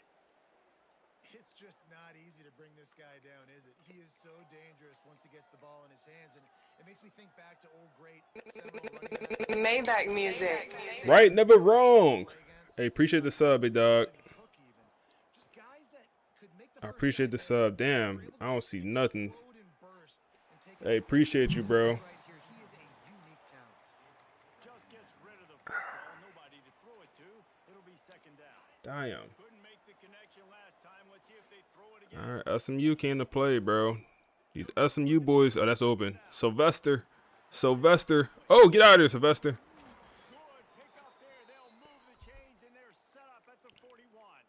Damn, bro. Them boys really went tens chat on us. Early in games, they're So anyone in here, a lot of y'all probably don't know what the tens is. So the way the tens work, I'll quickly explain it to y'all. So imagine, 2K, Pro-Am. What that is, 5-on-5. So 5 people versus 5 people. But the tens chat is everyone is in one chat. So it's literally like you go to LA Fitness and you pick up your team. 2 people go cap and y'all draft your team. So it'll be, 16 people in the party and you'll draft your team out them 16 people or, fit however many in the party. And, it's usually like 2 point guards go cap or 2 locks go cap, 2 centers go captain. And, you flip a coin toss, whoever get first pick, and you draft your team. And whoever don't get picked up, they get next. So that'll be the next one's on the court. And then you just keep running. So whoever team lost, they're off. Whoever was, had next, they'll pick up their team. So it's a chance you could get picked back up if you did lose. But it's pretty fun. Oh my goodness, Quan Hester with the contested catch. If we waited a little bit longer, I think he would have been absolutely wide open for the touchdown. But yeah, big part is pretty fun. It's pretty competitive, man. And also it's a lot of trash talk. See if we get it to Quan Hester here. Damn, I want him to get that touchdown. He don't want it though. I can't win it for you now. So it's good my trash talk with it. And go get it. Wow. Moffitt with the overthrow. That's the end of the period, and SMU has the lead. We've played one before we move on. Bad first quarter for us, man. Any quarter that we end up losing, that's horrible. You guys stream it? Yeah, last time I played it, I streamed it, man, which was probably about a month ago. Wide open. Bob the Builder, true freshman. Let me go check on the emergency, man. Let me go check on. We'll throw the pod on though. We'll throw a pod on. I'll be right back in a minute, y'all. Welcome to the debate. We are heading down to Tallahassee today to dissect what might be the most fascinating case study in the modern history of college football. We are talking about the Florida State Seminoles, specifically under head coach Marcus Vales. And if you look purely at the stat sheet, I mean, we are witnessing dynasty nirvana. Yeah, absolutely. On paper, it's staggering. It really is. We are looking at back-to-back national titles, a roster rated at a 99 overall, which, for those who don't track the metrics, is essentially video game perfection translated into real life, plus a recruiting class that frankly shouldn't be legal under any normal laws of competitive balance. And yet, despite winning football being effectively solved by the staff, the atmosphere around the program feels heavy. Heavy is definitely the polite word for it. I would actually call it volatile. You look at this team and you expect a celebration, right? But instead you see a program that looks like it's just holding its breath. And that is the exact central friction we are unpacking today as we look at Season 5 of the Vale era. The core question is this. Hey, appreciate that follow, bro. Go cool, Rob. Hey, why y'all all in the stream, man? Why y'all all in the stream, man? Everybody from the Tens chat came to the stream. Hey, Dre, what's up, y'all boys? Hype? Who hype? Who that? Who juice? Appreciate the follow, man. God support. Hey, man, drop a sub, man. Drop a sub. Drop a sub. Gig, what's up, Gig? Dre? Hey, man, everybody drop it. Y'all get too much cheese. Everyone drop 20 subs. Everybody drop 25 subs. That's only $100, bro. $100 a piece. It's like, nah. Nah, I appreciate y'all boys coming through. All right, let's get this stop, man. Let's get this stop. FSU trying to pick up a fight, bro.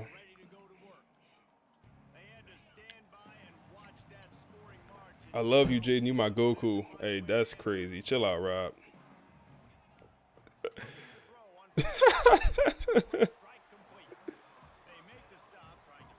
Yeah, no, 20 subs is crazy, man. Just throw the Amazon Prime. That's all. This slot receiver is a guy that defense has to be careful of. He runs good routes. He's got some speed. And if you're not Can I pick you up at center? You running guard? Who that, Rob? No, who that? Pressure! Come on, man. That's going to be Clark and Elijah Fields. Who that? That's Rep? That's Nicholas?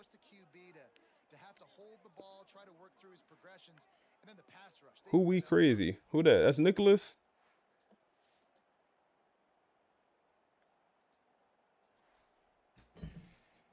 Yeah, I run center, bro. I run center.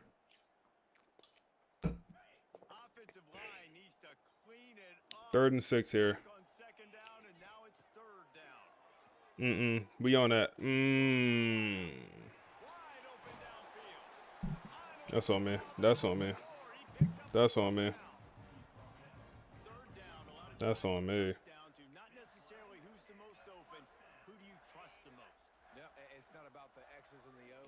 That's on me. Oh, okay. More pressure.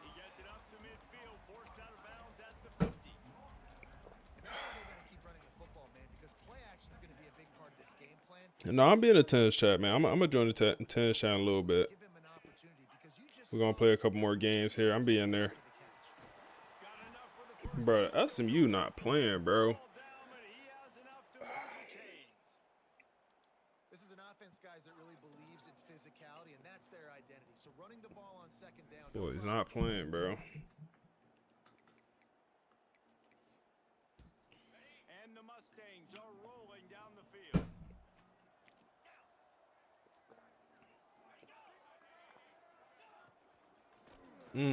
Dot.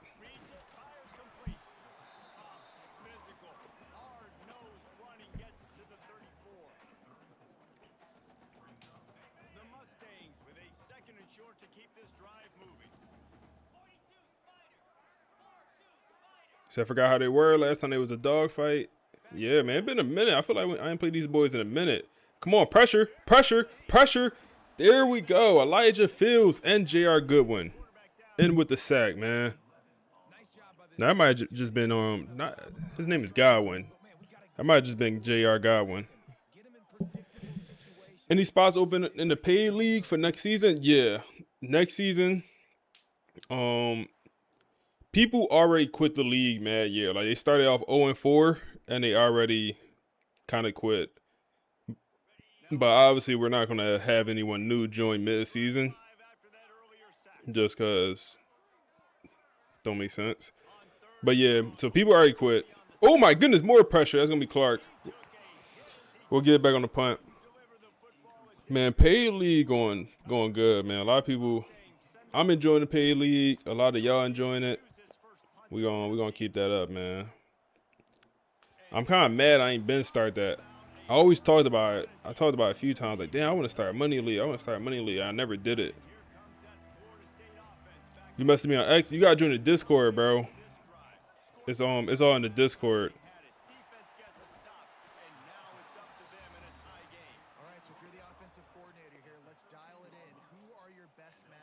Fumble. Whoa. I didn't even realize he fumbled.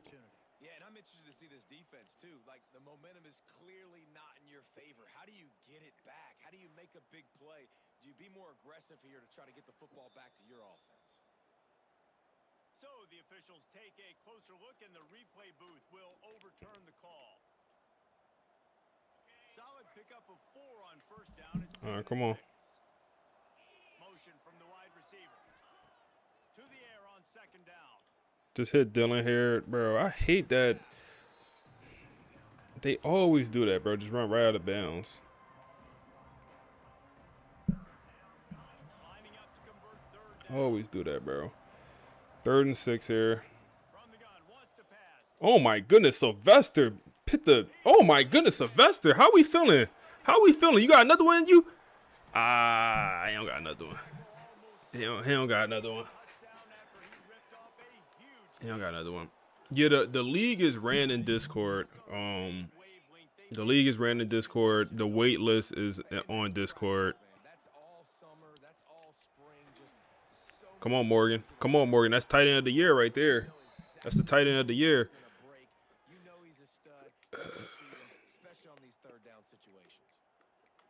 The Discord link is in the description though. It should be in the description of the YouTube. All my YouTube videos. It should be.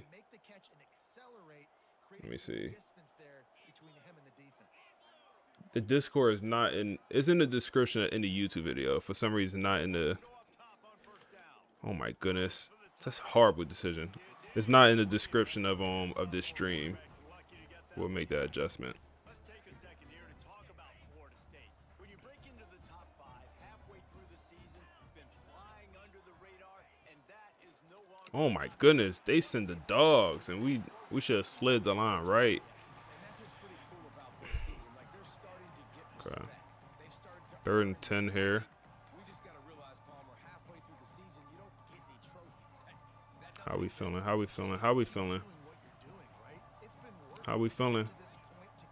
Bob the Builder in the game here.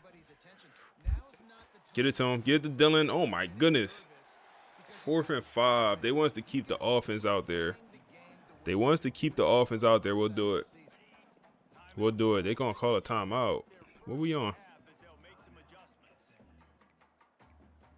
Keep the offense out there, man. Let's do it. I'm looking for Dylan here. Bro, oh my goodness. Jaden Moffitt with the bad ball, bro. He threw it behind it.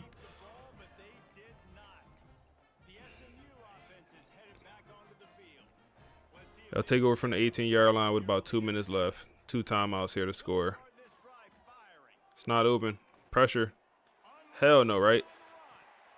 Oh my goodness, bro. Sam, what's up, bro? It clicked me onto the wrong person. I thought it was going to click me onto the safety. Click me onto the corner. 2nd and 10. Dot. Benjamin Westerman, man. He's a great corner, but he be getting beat here and there. I'm not going to lie, bro. Probably going to go run. They be picking on him, bro. I feel like they go at Benjamin way more than they go at Andre. Hell no. Give us that ball back. Hell no.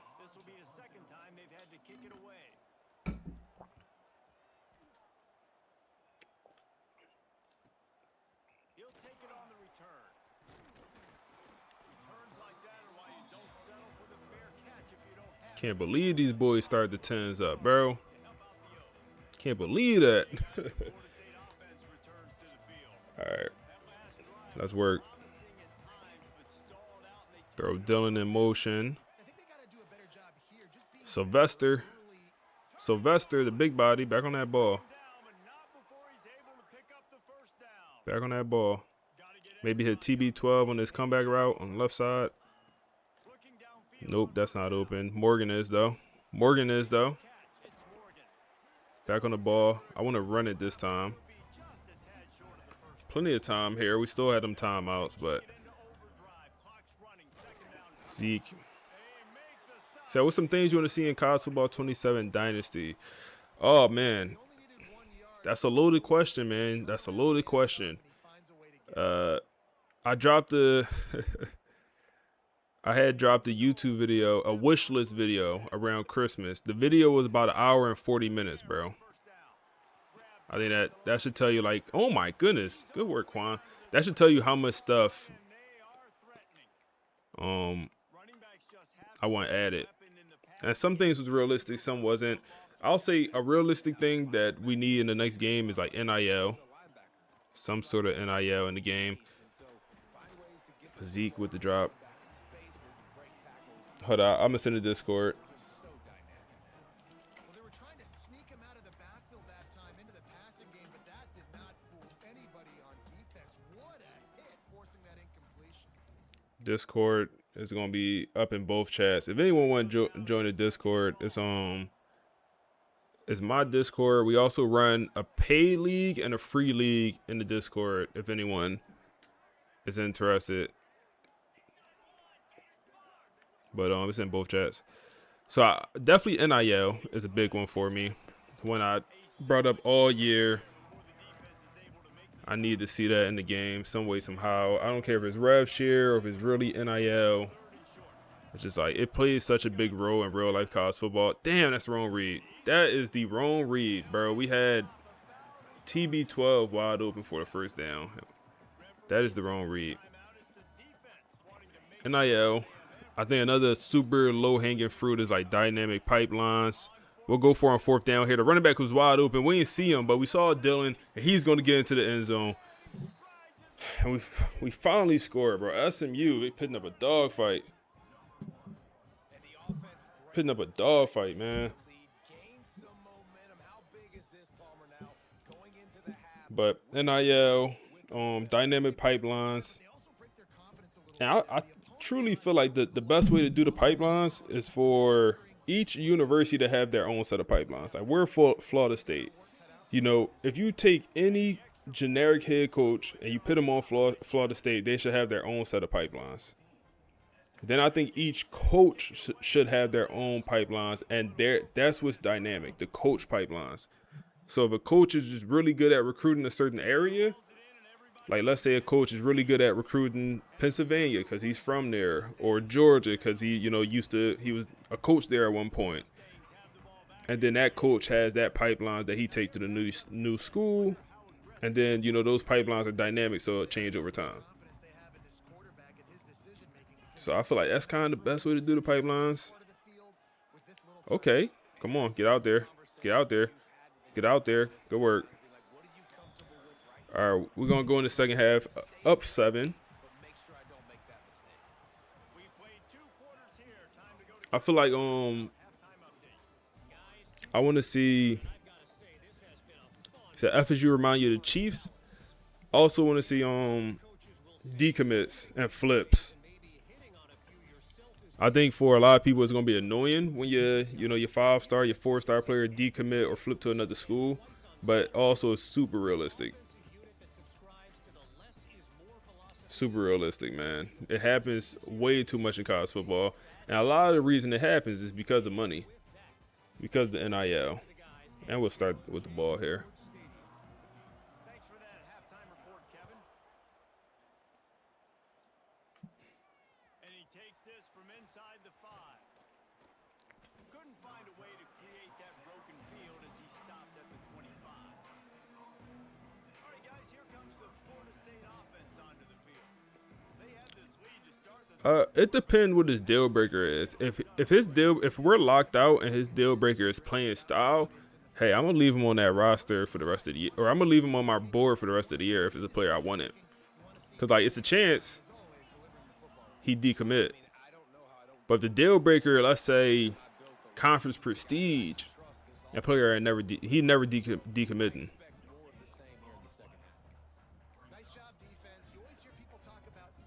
He's never decommitting for conference prestige. But playing style deal breaker, championship contender could change mid-year. So some of those players could decommit mid-season. Quan Hester.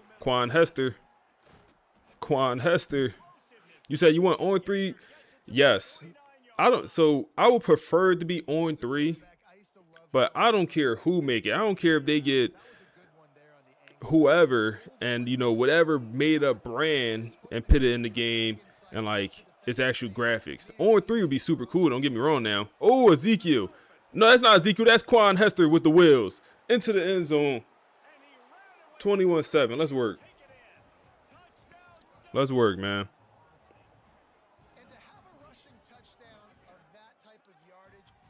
Let's work.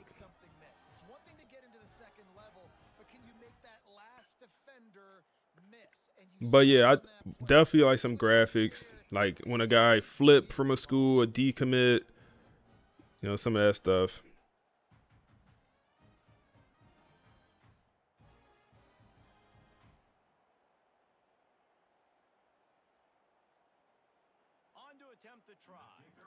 Quan definitely showing up, man.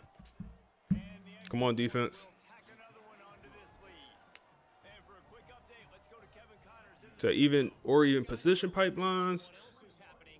So like Ohio State should have a wide receiver pipeline to Florida.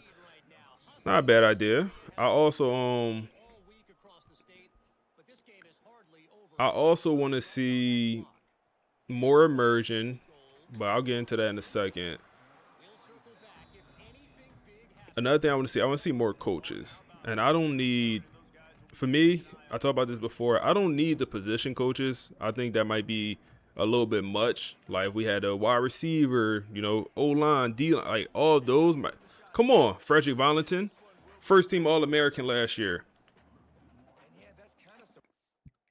Damn, I forgot to, hold up. Let's see.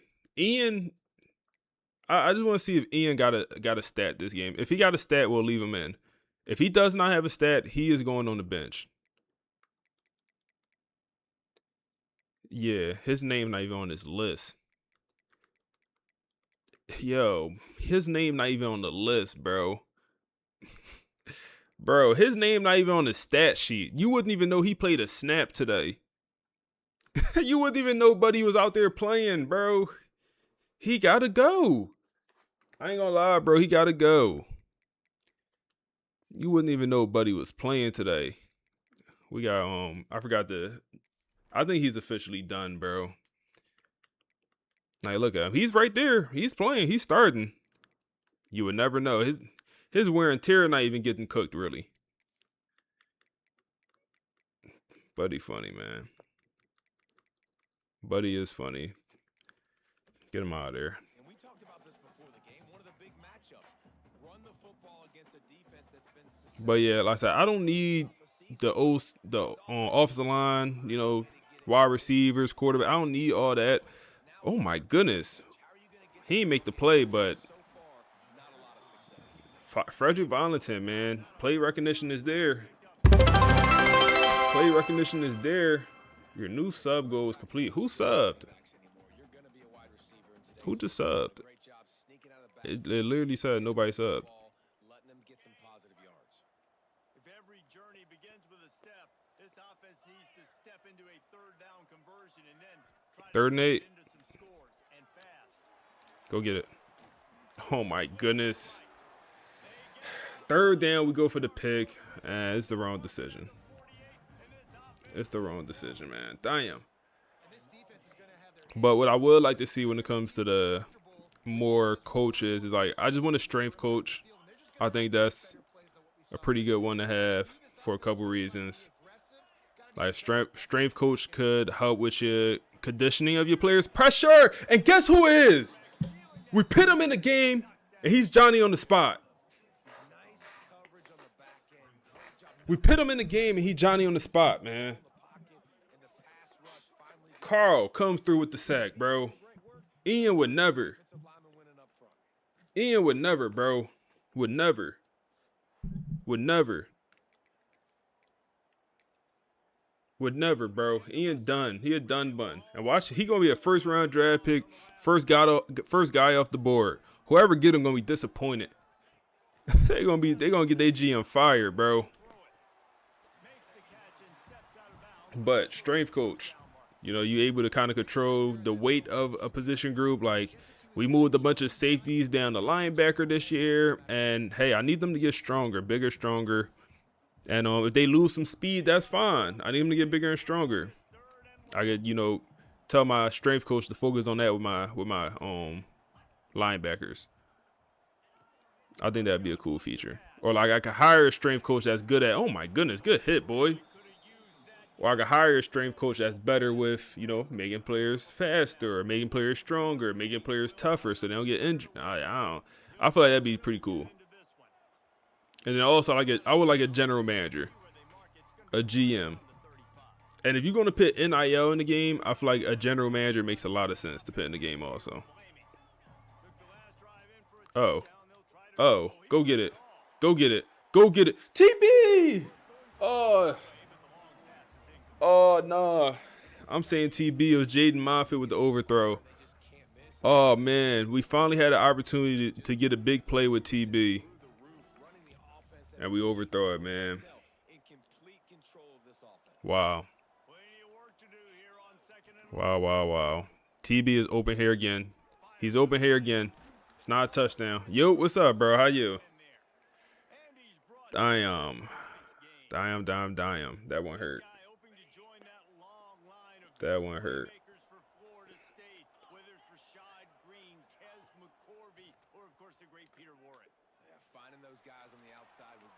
Oh my goodness, bro. What are we throwing, man? What are we throwing? We can't throw it that late, bro. That's on me. That's on me. That's on me. That's on me. Threw it way too late. I don't know why I threw it. No idea. No idea why I threw it that late.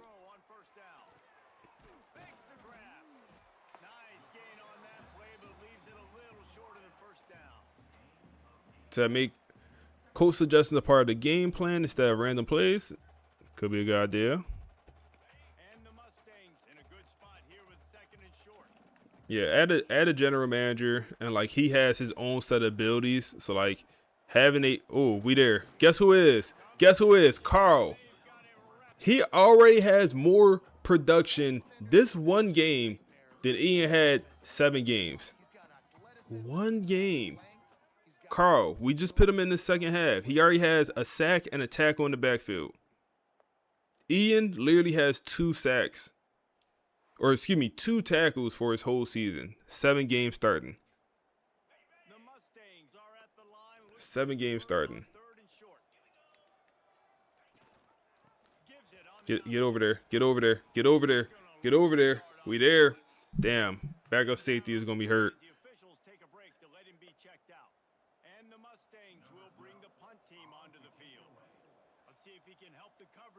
You said more realistic manu upgrading. Yeah, manu progression can be too good in this game. No, Ian a done bun, bro. He a done bun. Shit over. Shit over with him, bro. He done. Stick a fork in him. If we see Ian on the field again, something went wrong. Go get it. Go get it. Oh, my goodness. Did he have to aggressive catch it?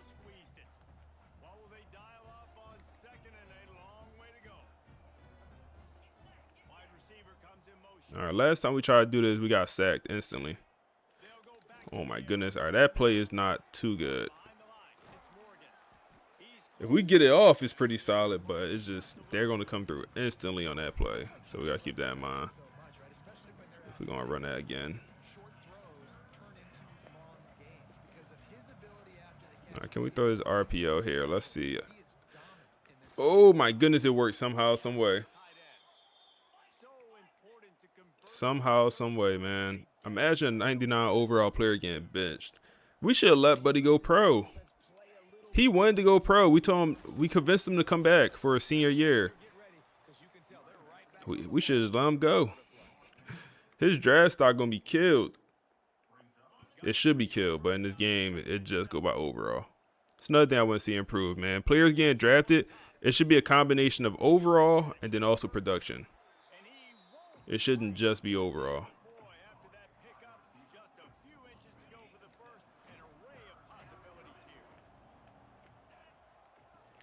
Go run here.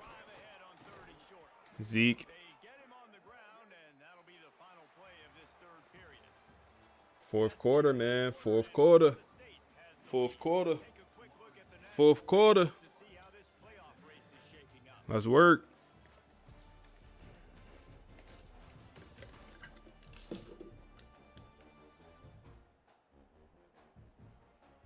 Just about ready to go in the fourth, and we'll see if any drama can be mustered.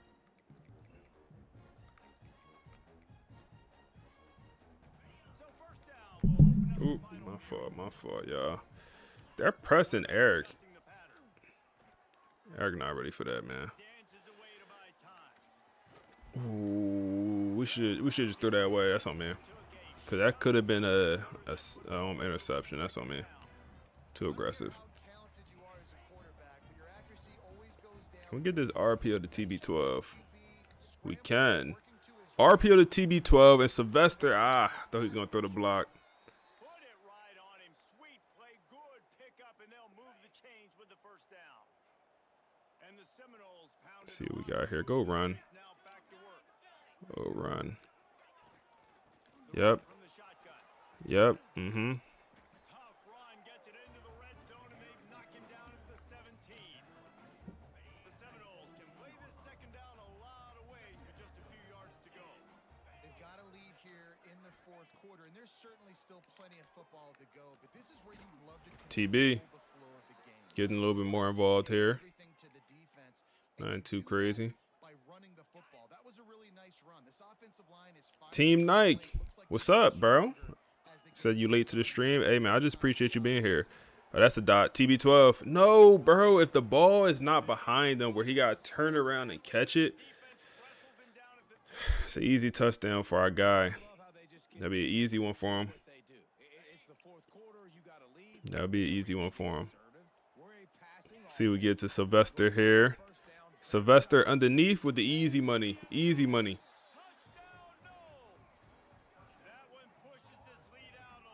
He said, no way the lead doesn't come calling for 1,000-yard receivers. Like, facts, bro. Like, it's one thing if you have a 1,000-yard receiver at, you know, East Carolina, but if I have a 1,000-yard receiver at Florida State, even if it's overall 86, like, come on. He went for 1,500 yards, 86 overall. CP like, he's not good enough. He's not going to get drafted. Come on, man. Welcome back, bro. Welcome back, my guy. Hey, man, we still could touch this spread. We still could get this spread, bro. Shazam! Tony, appreciate the follow, man. We still get this spread. He said, same with development, trait upgrades, and progression should be based on production.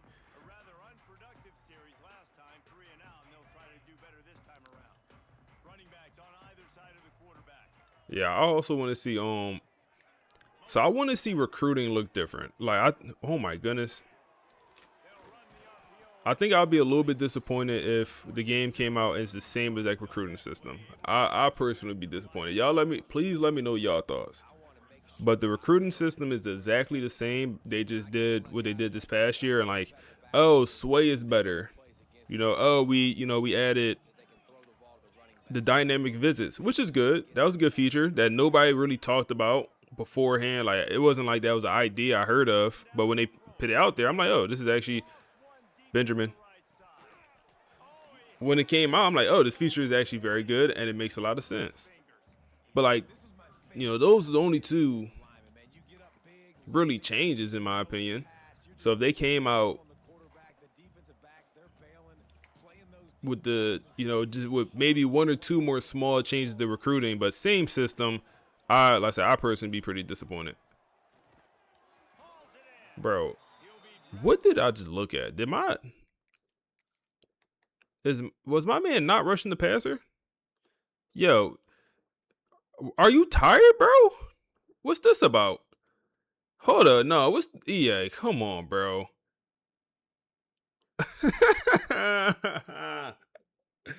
Yo, EA, come on, bro. Buddy just got him chopping. Like, this is blatant, bro. That's funny, bro. Come on. Never. Never, EA. Never. Come on. Elijah feels he hungry, bro. He's hungry. That would never happen. Go get it. Bro. This is very disappointing, bro. Like, when I click on and I press triangle, I don't care if I'm in horrible position. If I press triangle, he should jump for it. He should jump for it, bro. Like, it's no reason I'm pressing triangle there and my guy just doesn't do anything. Nothing happened. That should never happen, bro. Like, in 2K, even if I'm in horrible position, if I press triangle to grab the rebound, my man gonna jump. I could be on the other side of the court. If I press triangle, my man gonna jump. If I press square, my man is gonna reach for the steal in 2K. Why in this game, when I press triangle, half the time my man don't do anything? Don't matter, man. BTA. BTA against these boys, bro. BTA against these boys.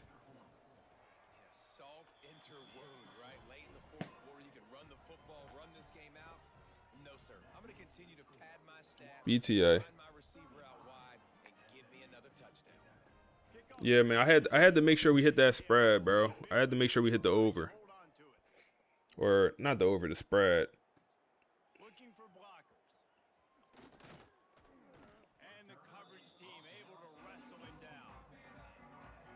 Yeah, it's like you gotta like perfectly time it. For me, it's like if I press it early, okay, my man should jump early. If I press it late, okay, he should jump late. But if I don't press it in the right window, he just don't do nothing. What? That don't make no sense to me. Yeah, if you're better on third down moving forward, though, you can keep yourself out of those situations. And this offense just hasn't found a way to kind of. You said they had the same franchise Madden for 5 years plus before they revamped it. Yeah, man. I used to be a heavy franchise player, online franchise. I used to play.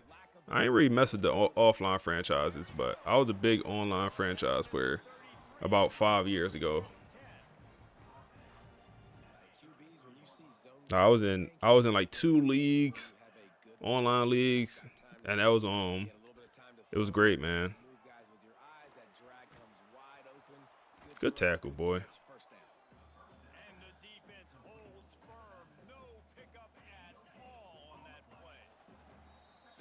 Said playing Madden after college football is brutal. The skill upgrade system there is so lame. Yeah. Bro, in Madden, do they have... I ain't played Madden in a while. But, like, in college football, you get, like, the training results. It's nothing like that in Madden, right? Your player just go up and overall throughout the season. And if he win an award, he get a bunch of extra XP. It's nothing like a training results in Madden, right? Oh, I'm tripping, y'all.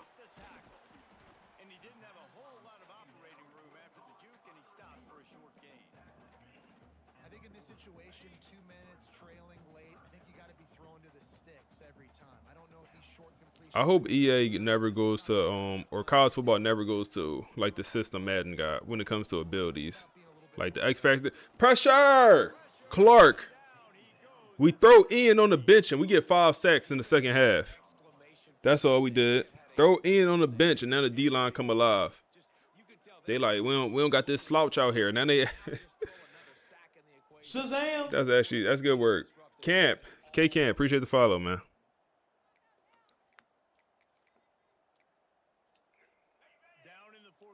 All right, man. GG's if they don't get this. Oh, that's PI. Go get it, Andre. We dropped so many interceptions, bro. Hey, man, GG's, man. Get these slouches. Go in your trap and we take over your trap, man. Go in your trap and we take over your trap. That's all. That's all, man. That's all. Hey, appreciate the raid, bro. Go in your trap and we take over your trap, man. Oh, we out there, Zeke. We out there. GG's, man. GG's. Appreciate that raid, man.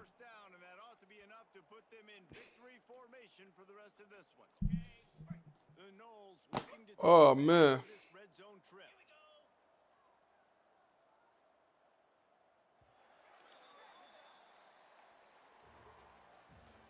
Ooh.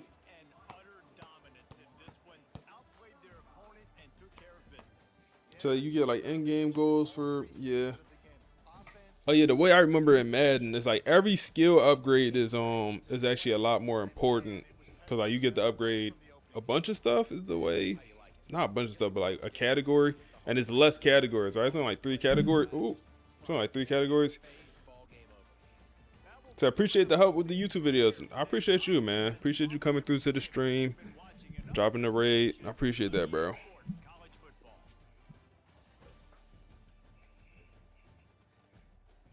$35-7 BTA. At first, it looked shaky, man. It looked shaky at first, but we settled in. 301 yards, 73 completion percentage, 4 touchdowns. Did have the 1 interception that was on me. Rushing numbers, hey, good rushing numbers. I mean, look at the yards per attempt. They couldn't stop no element of this offense, and who can? Is a question we gotta start asking. Dylan with 44 and 2 touchdowns. Bob the Builder down here with a touchdown also. TB12 trying to get involved. Sylvester is surprisingly our best receiver this year, man. And the sack numbers. Carl comes through with 1.5 sack. Clark 1.5. J.R. Godwin 1. Like, come on. Come on. Ian, you're done. You're done, Ian. You're done. You don't gotta worry about it, bro. You done. Yeah, go get ready for the combine, bro. Go get ready for the combine, bro. You're done.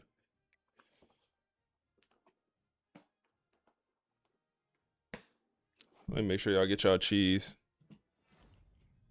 And we got another commit. Oh, the 5-star quarterback Dave from Utah commits to the program.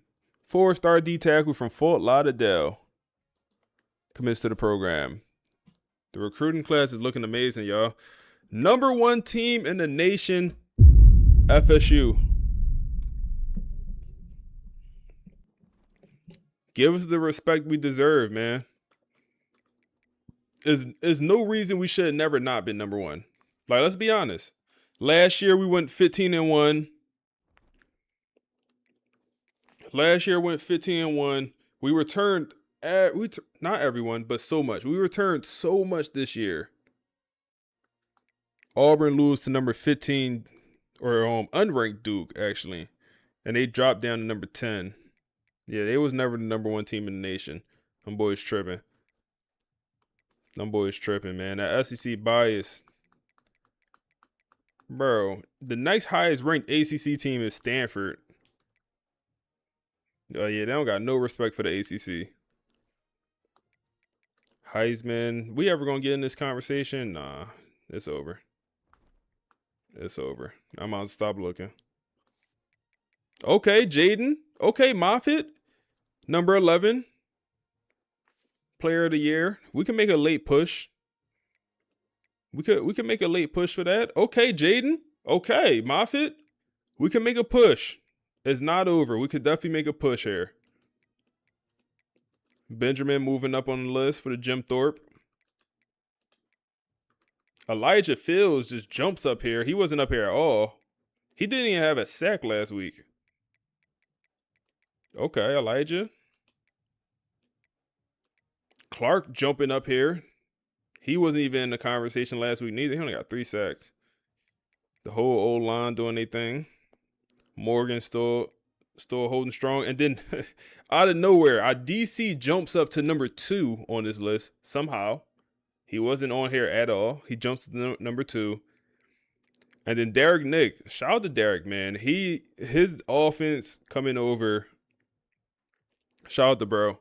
Shout out to bro, man. He's 23-1 here at FSU. He is going to get a head coach job.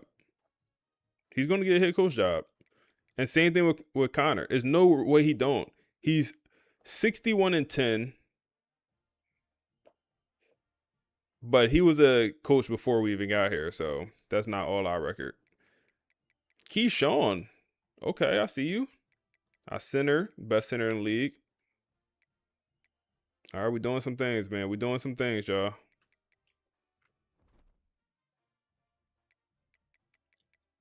We doing some things here. Let's check out recruiting. Let's throw the pod on, man. Let's throw the podcast back on. We was listening to it a little bit earlier. Let's throw it back on. It's kind of talking about Coach Marcus Vale and FSU. It's a pretty interesting one here. Is the Marcus Vale dynasty an unstoppable machine that has permanently altered how the sport is played? Or are we looking at a fragile economic bubble, one that's on the verge of bursting due to ego, sustainability concerns, and dynasty fatigue? I will be taking the position that this is an unstoppable machine, an absolute fortress of a program. And I will be arguing that this dynasty is actually a fragile peak, fracturing from the inside out and built on an entirely unsustainable foundation. Let's get right into it then. To establish my perspective, you just have to look at the empirical evidence of Season 5. This wasn't just a championship run, it was a punitive expedition.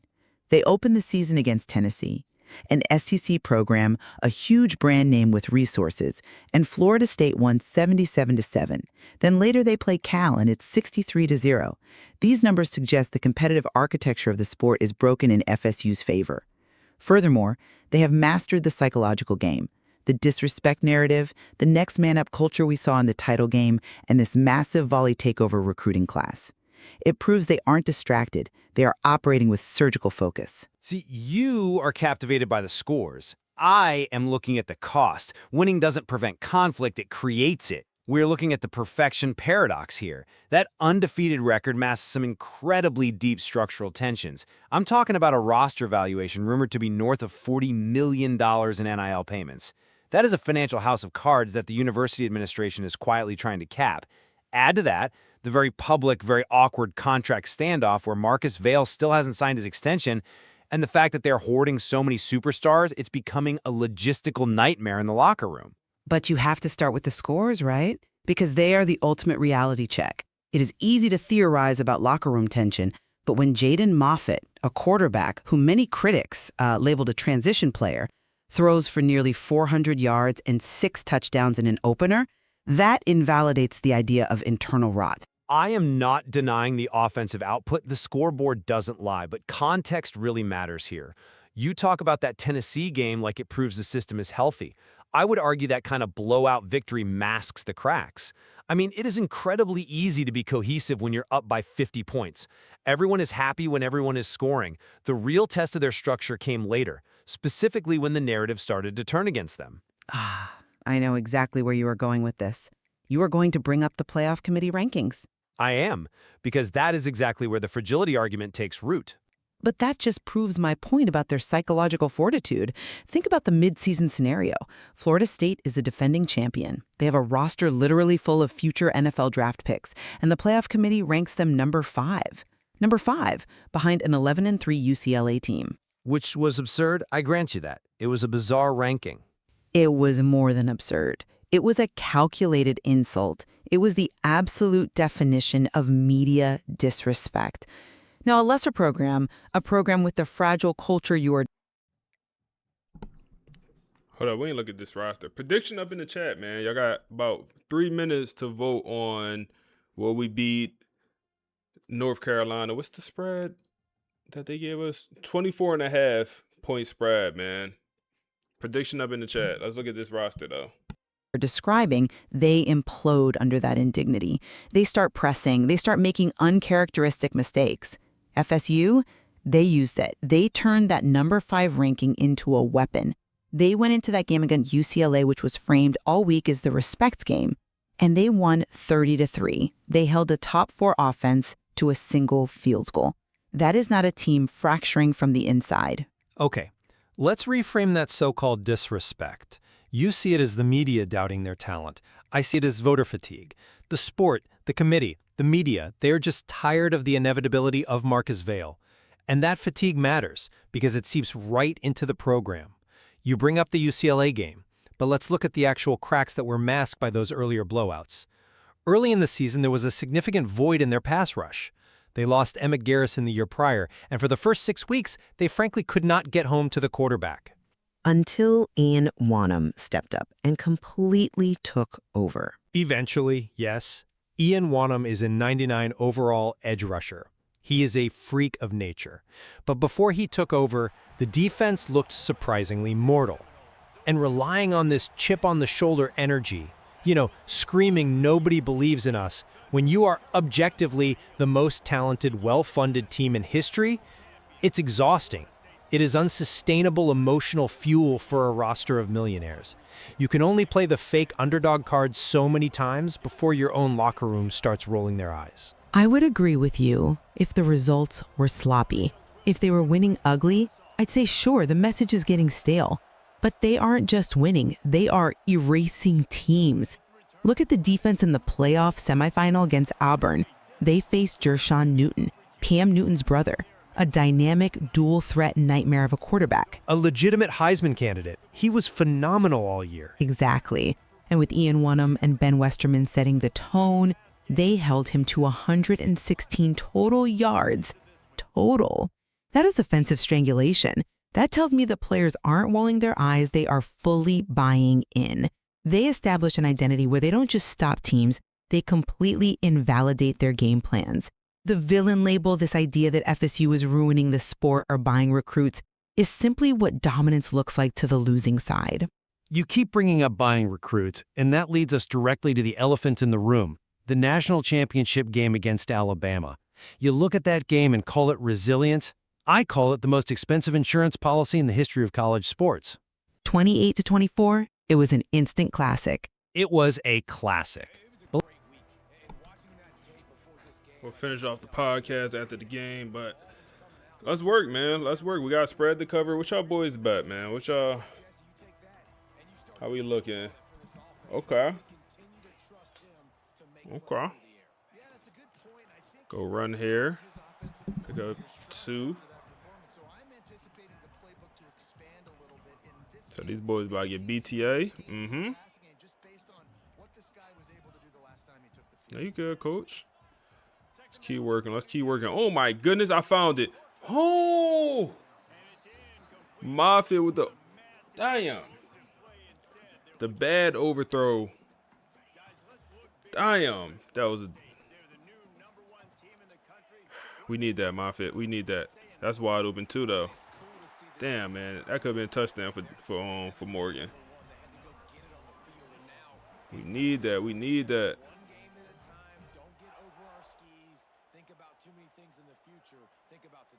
All right, let's see.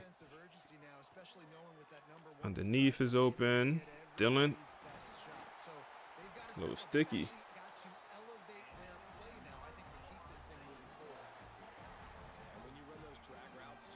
Go back to the run here. Say, kids brought you out of retirement? Oh, man. Kids do that to you, man. The kids keep you young. I will say that.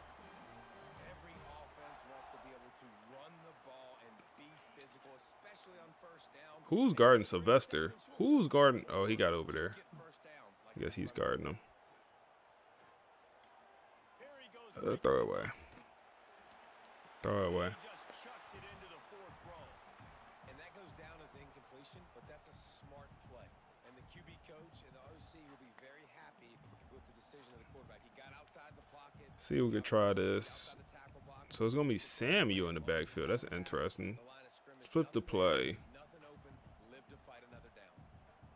So now it's TB12 in the backfield. Okay, I prefer Samuel, but it's more space on this side. Ooh, TB! Show me why you need to be on the field more, man. A Senior Bowl would be great. Hey, great point. That's another great one. Senior Bowl, and when you start getting to that, also spring game. Spring game is another good one. Oh my goodness, Morgan. Throw the stiff arm. Damn, Morgan! You ain't let him just punch you in the mouth like that, bro. You supposed to be my starting tight end. Come on, bro. You just letting anybody just... Come on, bro. Come on. At the goal line, you just... I did go for the stiff arm. He almost broke his arm going for that stiff arm. I went for the stiff arm. I should have went for the truck. Man, almost broke his arm off. Oh, man, that's funny. That is funny, bro. Buddy almost got his arm broke off.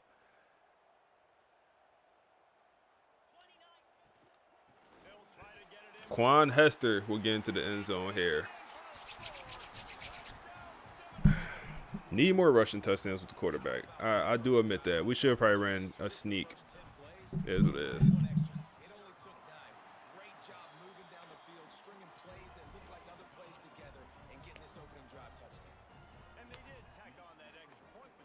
I think Quan is a junior. One of our running backs is a junior because one of them redshirted. They all came in.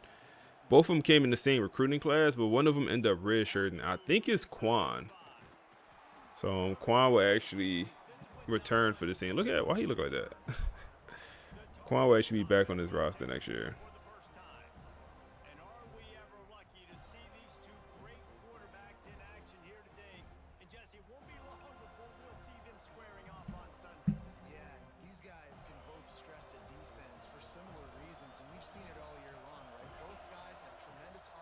See here, fake the run, go pass.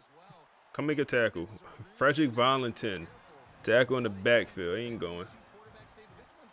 ain't going. Hey, send the dogs here, man. For all my dogs. Send six. Keyshawn, the lurking linebacker with the sack, man. He don't get too many of those. He is not a great linebacker to actually blitz because he has zero pass rush ability. But he comes through free. 3rd and 17 here. We'll press. Bagged up. Holding in the end zone. Safety. How we feeling? How we feeling, ref? What we calling here? Safety. Holding in the end zone. We'll get it on the punt. You can't do that, big dog. It won't even let me pick a play here. Great.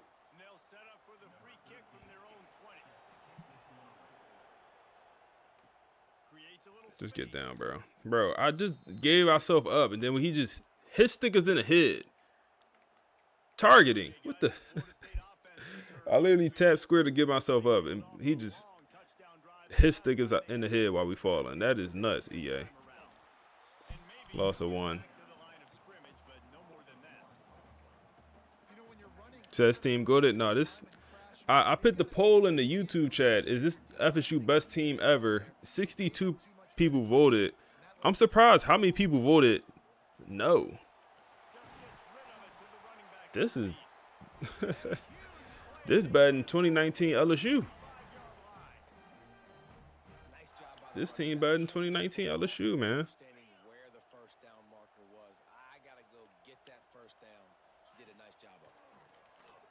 Get the Zeke. Well, you've seen the last 2 plays now. This guy's versatility. You've seen why he might be playing on Sundays in the not-too-distant future. This guy can catch the ball. He's a big part of their passing game. To hit the process crab legs. Oh, man. Chill on Jameis, man. Get it to Sylvester. We got so many. We got so many targets here, man. Like, we got receivers for days. We got running backs for days. We even got a good backup quarterback. Finally here, what you missed? We played what, 2 games so far? Oh, lob it, just lob it, just lob it. TB12, run them over. I think we played 2 games. We 2-0, and we mopping these boys up right now. We mopping them. Need a rushing touchdown with Jaden Moffitt. Go get it. Go get it. Go get it. Go get it. Go get it. Action you shall receive. Trying to get him in the Heisman Trophy conversation.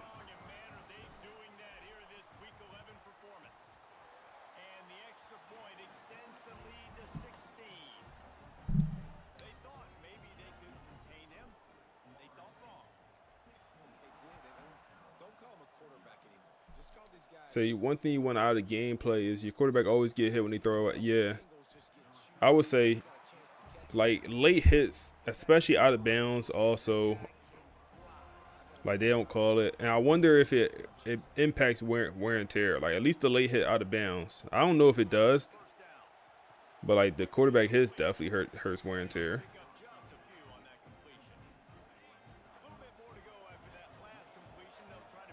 It's only the first quarter here, man. Up 16. Up 16, man. They call it late hits. I haven't seen it, bro. Bro, I seen the craziest late hit. And I think it was in this. Damn, they offense is terrible right now, man. They got -2 total yardage right now. That is insane. I seen the craziest late hit, bro. The craziest late hit. I mean, Buddy was hit about 5 yards out of bounds. 5 to 7 yards out of bounds. Okay, Keyshawn. In the offseason, what we tell him, hey, you got to work on your tackling. Because we benched him last year. I don't know if you remember that. We benched him in the, was it playoffs? It might have been the playoffs we benched him. He just kept getting, he couldn't make no open field tackles. This year, different player. He focused on that tackling, and he really improved it. Oh, my goodness.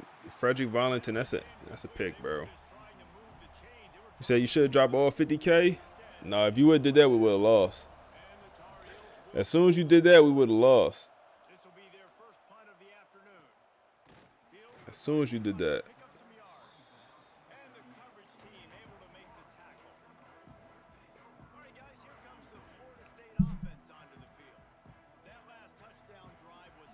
All right, let's see here. Let's see here. Dylan. Dylan. Yep. Stay in that 5 wide.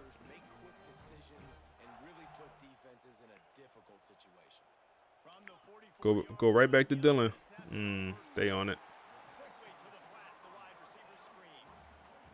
This is no surprise to defenses anymore. Everybody throws wide receiver screens, and you could tell they were ready for it. They saw the quick game. They pounced on it, got the wide receiver on the ground. That's not the first time they've seen that route. Look like man coverage here. Oh my goodness, Sylvester. Chill out, Sylvester. Chill out, Sylvester. Chill out. Chill out. Down to the 6-yard line. Chill out, man. Chill out.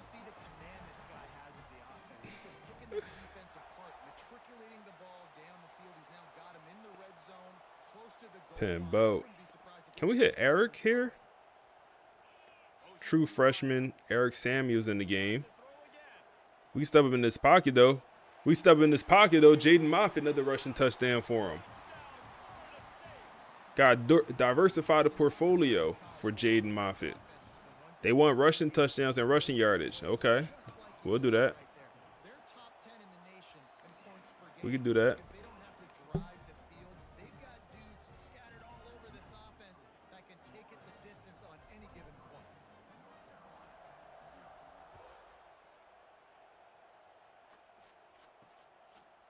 Bring it out. It's where.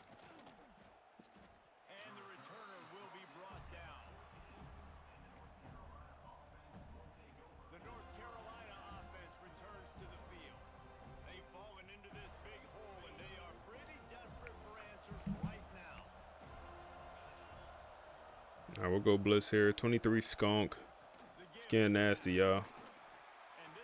It's getting nasty. You gotta have that defense you know you can go to in running situations. Your base defense where you say, okay, this is where I'm gonna start, and I'm gonna stop the run, stuff it up front. My guys play big up front. And then if I need to add some blitzes to it later on down the road, I can. But great job in the base defense making a play. Go pass. Bagged up. Oh my goodness. Big hit. Big hit.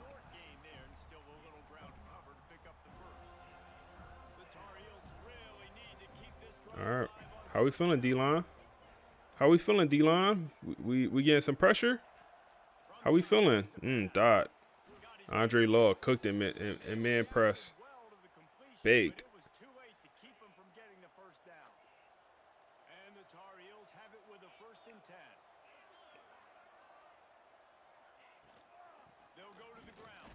Good work, good work, good work. I'm really surprised Elijah Fields is not as good as advertised. Like, I thought he was going to be great this season. We there. Where you going? Where are you going? Come here. Where are you going? Where are you going? You do all that moves, all that dancing if you want. Where you going, bro? That's what we want to know. Where you going, bro? Because we going too. Wherever you going, we going. Third and everything.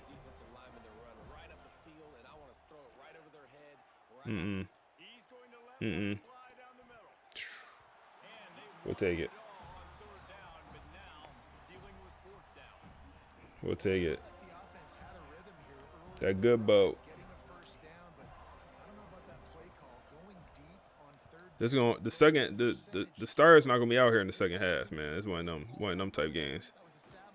One of them type games.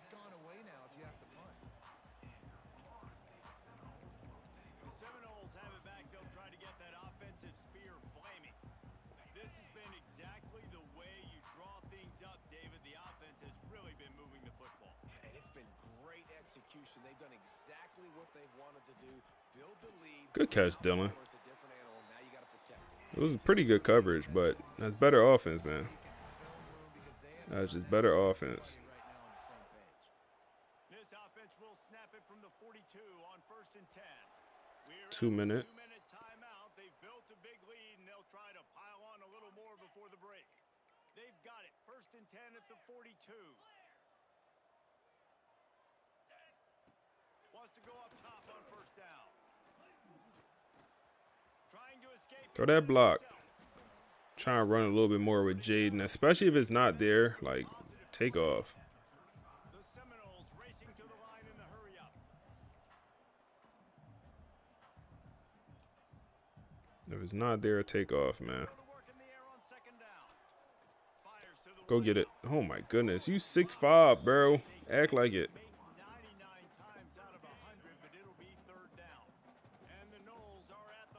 Zeke in the game. Yep.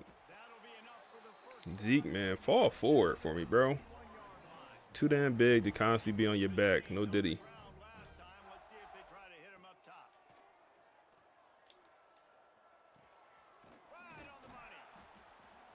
Another 6-yard pickup.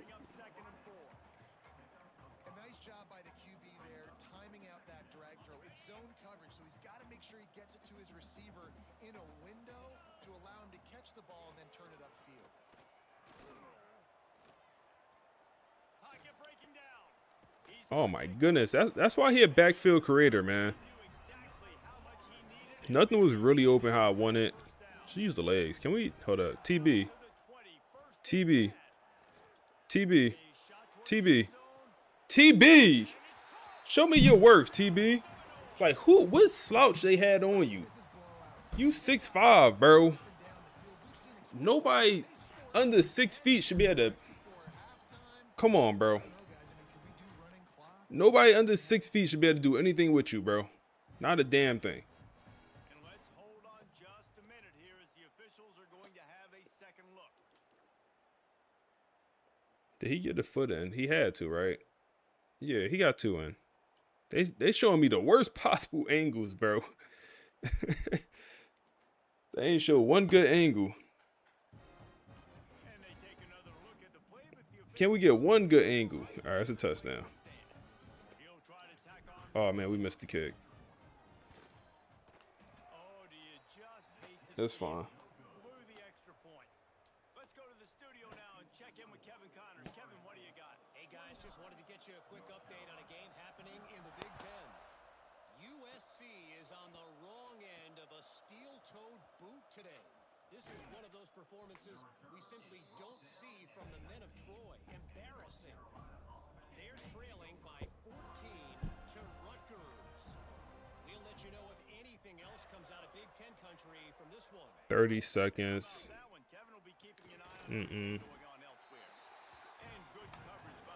So you know there's a lot more beatdowns going on this year?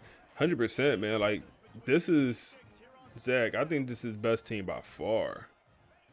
Like, I said it last stream. I think the second best team was not last year, even though we won and added it last year. I think the year before last, when we had Rayshawn Slaughter. The last year Rayshawn Slaughter was here before he went pro. I think that was his second best team.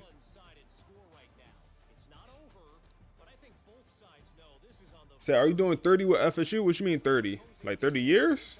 What you mean 30, bro? 30. All right, that's halftime, man.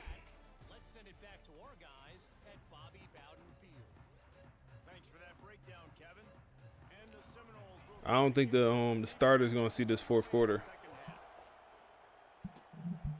No, definitely not planning on doing 30 with FSU. I think for me, if it makes sense, we'll switch teams. If it makes sense, like the coaching carousel, I feel like is pretty bad. Better than it was last year, but I do feel like it's pretty bad. If it makes sense, we're not going to force it, though. But if it makes sense.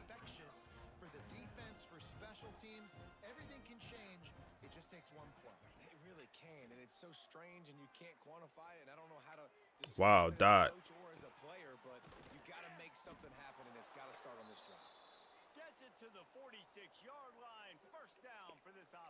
You say you hope we stay? For me, it's just like, if we're going to be whooping teams by 50 every week, I don't think something got to give. And like, we the best team. It's like, I like the grind. I like the, getting to the top. And this team is like, I mean, it's probably the best team I ever used in Dynasty. This year, at least, probably. One of the best teams. Like, I mean, we literally just benched a 99 overall player because he not. But, like, the fact we have the luxury to do that, I feel like says a lot about how good this team is. If you do, I could only imagine FSU would be on the schedule every year. Like, I mean, North Carolina trying to fight back here. Benjamin Westerman hurt. It's not good. But like, it's not one position group on this team where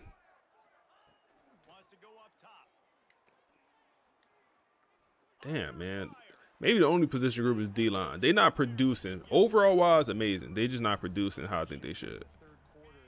But every single position group on this roster, great. No weakness. Like, even the backups are great. Whole secondary amazing. Linebacker core. The linebacker core used to be the weakness, man. We used to have some pretty weak linebackers, like the first couple years of this dynasty. But not anymore. Linebacker core, very good. And they're going to find a way into the end zone. Okay, fight back then, North Carolina. Talk to me nice then. Fight back then. Fight back. Broken ribs. Wow. Our 96 overall star corner will be out for some weeks as his ribs is crumbled. His ribs turned to soup. Oh, man. He probably won't be out for the playoffs, but that's going to hurt. That's still gonna hurt. He should be able to return for the playoffs, but damn.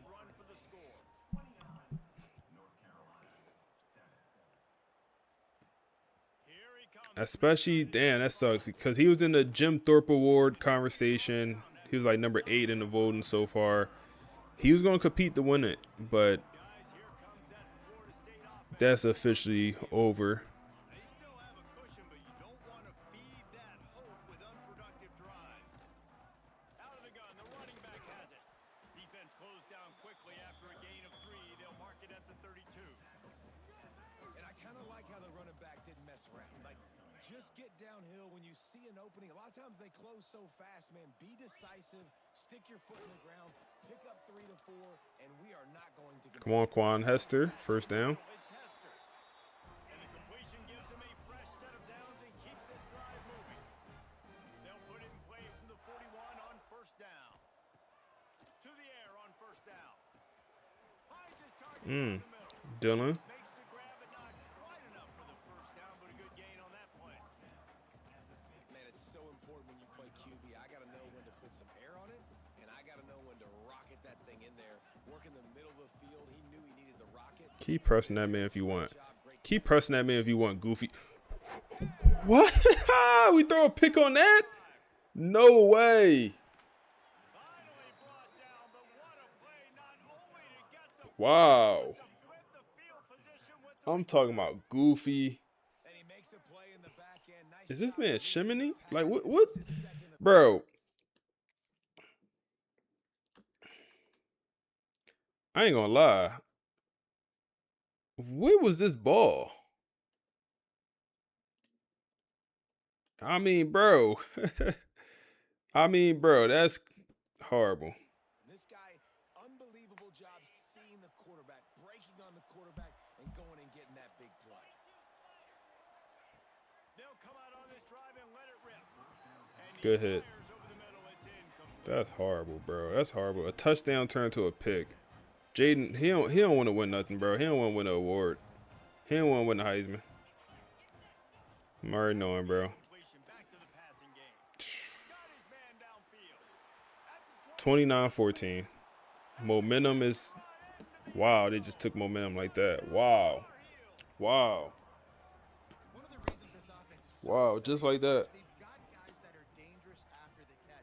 And if this quarterback gets through his progression, David, hits you in stride, these guys will take it to the house. Man, it's your job to do the rest, right? You hit me in stride where I don't have to stop running. I don't have to break down. It makes it so easy. The connection between quarterback and wide receiver, you can tell this is a good one, and that's why They're going to go for 2 here, too. They'll go to the air. Under fire. Ball out. For the goal line, and the ball's knocked free. He makes And he... Wow. now it's a 14 Oh, my goodness. And they get the 2-point conversion. world. Did the offense retain possession? Wow. They're coming out to tee it up for the kickoff, and that last score What's the spread? 24 and a half? crowd. Yeah, y'all boys in trouble. And it'll come out to the 25. No attempt at a return. Y'all boys in trouble. Florida State offense returns to the field. Their lead now down to 14. Might feel a little game pressure on this drive. They don't want me to win this one, y'all. Yo, yo, come on, Jaden. Give us some good balls here. Like, damn. Lock in, bro. There's no way he got to slow down to catch that. understanding. I'm getting zone coverage. All I got to do is be a little bit patient, manipulate that defense a little bit. My wide receiver runs that drag, and I get the first down. You just need more from your offensive line. Second and short like 3rd and that, 3. you be able to fire off the Not ball like and get this. that up running it, but the defense was able to get Not like this, y'all. They were able to get a stop. Like this. And now you set up 3rd down. Like this. Got to punt it. Gonna have to play a lot better. Just like that. Just like that. Wow. EAB rage baiting, like, bro, man, fumble and Yard line before he's brought down. The North Carolina offense returns to the field. Cut into the deficit the last time they had it. Forced the punt, and now go they play can action. make this a game. And you're Don't matter. Good coverage don't matter. First down. some momentum. You got the score. You got the stop. This offense, Jesse, has a chance now to make this Don't matter. We also down to our backup corner, so we gotta keep that in mind. Keep that in mind. Good play. That's Dakota. Keep this thing going down the field. If things go well, like David said, we've got a game. And the Tar Heels now with a long way to go. Screen. First down. Oh, you heard them footsteps, didn't you? You heard them footsteps, didn't you? Ball that this offense should be able to complete. Third and 12. Goes on. Ran on the route, just an inaccurate throw by the quarterback.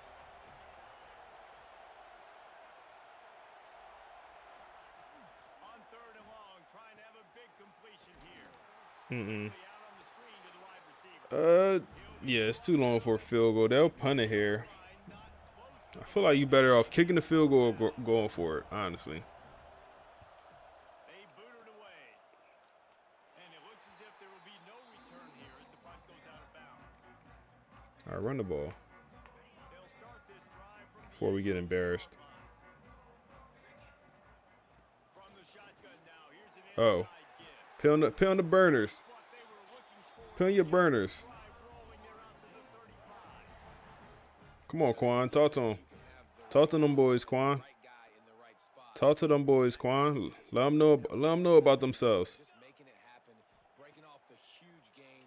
It's tough to get these guys on the Oh, yeah. Good way to layer that throw right over the linebacker. We put the little touch on it. And that's going to be the fourth quarter, man. That's going to be the fourth quarter. What is the spread here, man? What's the spread one more time? What is it? It is 41 or 24 and a half is the spread here. So not going to lie, your team is better than mine. Had the worst pass defense in college football. Yeah, man, we got some pretty good man corners, and we mostly run this man coverage. We still get cooked, even though our corners got like 99 man. Still be getting cooked in man coverage here and there.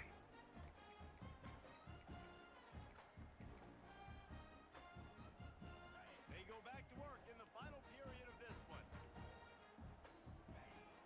Let's see. Bringing the heat. Blasted Sylvester, oh my goodness, that animation is crazy. right at the 30-yard line, but it's a 10-yard pickup and a first. So how do you come up with the spread for each game? I use AI, I use ChatGPT. So I tell, or I ask Chat to give me a spread. I tell them my team overall, the visiting team overall, or the other team overall, both teams, like major players. So like if they have a good quarterback, good whatever. Also their record, and then who's home for the game, and then it'll give you a spread Game long. We've for the seen game. decision making. We've seen his athleticism. Because of him, they've got this huge lead in the fourth quarter. So why stop throwing it? Just keep it going when the going's good. After the productive first down play, it's 2nd and 6. TB. That completion will take them inside the 10 to the 9-yard line.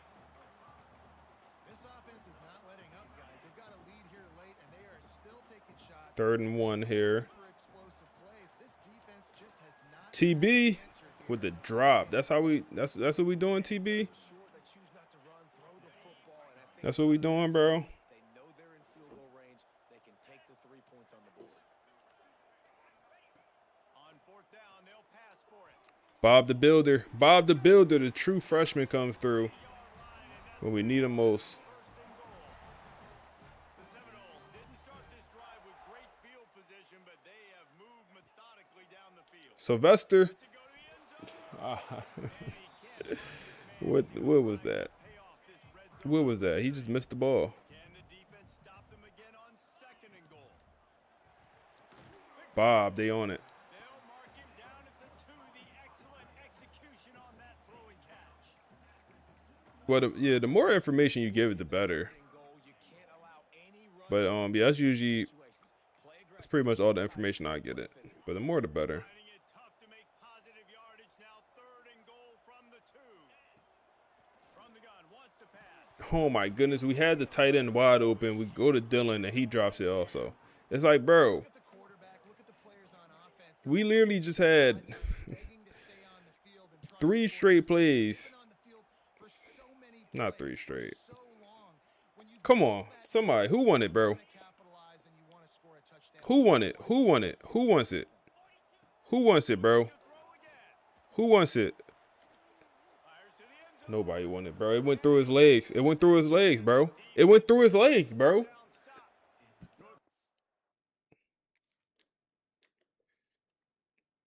Bro, did we just throw the ball through my dog legs, bro? I understand. Bro, go get it.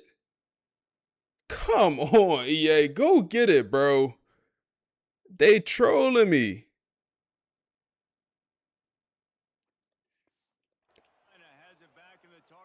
Y'all cheese gone. Forget about it. Cheese gone, bro. Come on. Come on. Safety. There we go. Give out 2 points back, man. Patrick with the safety. Just get down, bro.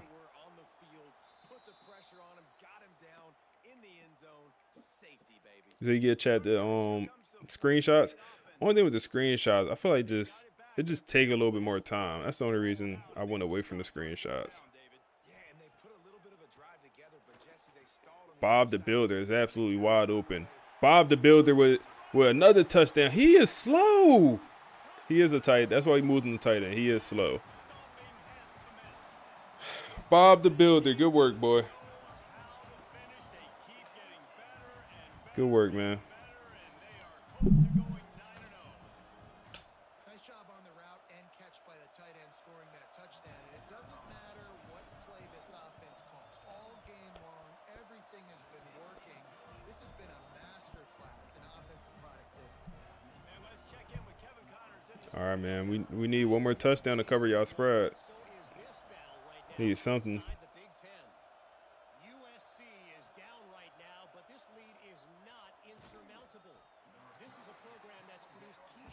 Touchdown or a field goal. So big playmaking is always a possibility.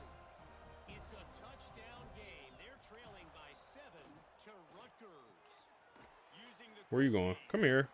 Your boy KC has you covered here in studio, guys, in case anything changes in this Big Ten battle. Thanks for the update on that one, Kevin. Let us know when it goes final. To the air on second. Fires to the big. Whoa, that animation was crazy. He like grabbed him and pulled them down. I haven't seen that animation too many times. That was cool. On third and short, they'll try to convert through the air. Us. And they won't make the connection. Looking Fourth down, they gotta go for it. Trailing this much in the fourth quarter, the offense is looking for an DB blitz. Oh, they look like they about to run the ball. in this one, but nothing doing. Nice job in coverage. They do go run. keep this drive alive. Bussing. At the 35, he's got room. We went dime package. That's on me. I wasn't paying attention to what they came out in. I just assumed they was gonna go pass. And the Tar Heels after It's on me. for that huge run back to work. Defense showing heavy blitz at the line. Looking to throw on first down. Fires to the And defensively, this is exactly what you want, right? You got the big lead, so you can play big zone coverages. Just keep the ball in front of you. Keep your eye on the quarterback. Rally to the football. Gang tackle. And you're going to win this game. Bagged up. Bagged up. There we go. Elijah Fields coming through with the sack, man. He has been a guy that I expected to have a breakout season. He's not having it just yet. Even though he's in the conversation for D-Lineman of the Year, I disagree. I disagree. But he's in the conversation. They're going to go deep. We need it. Oh, my goodness, bro. He gets it all the way down to the 5-yard line. Whenever I click on. Run before he stopped. Damn, man. I'm trying to get y'all cheese, man.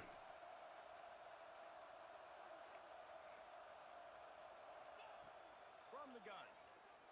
Pressure comes. More pressure. And who is that? Is that Ian?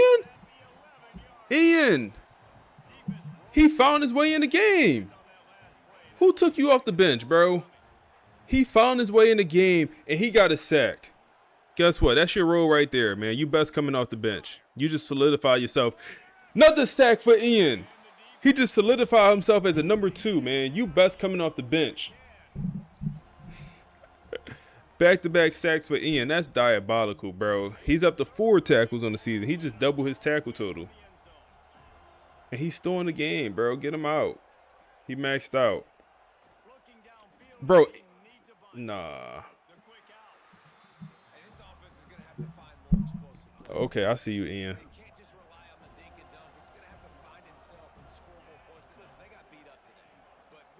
Fourth and everything. They got a TD. Overthrow it. Hey, y'all cheese is not gone. I got a chance. I got a chance here to get y'all cheese. I got a chance here.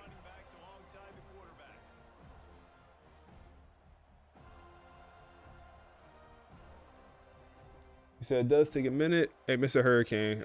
Hold up. Let's run this play. Mm-hmm.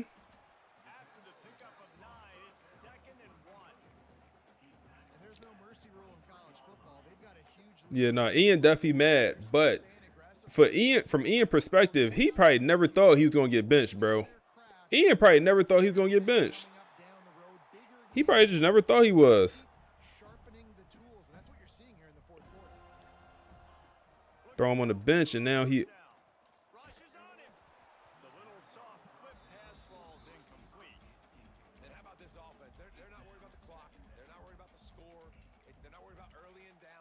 Trying to execute their offense, still trying to make big plays, and they've had a great day so far. I can tell you right now, I've never been as connected to the players as this team right here. You talking about your dynasty? Yeah, I'm assuming you using the podcast. Stay right there, bro. What's going on here? What's going on here, bro? What's going on here, bro?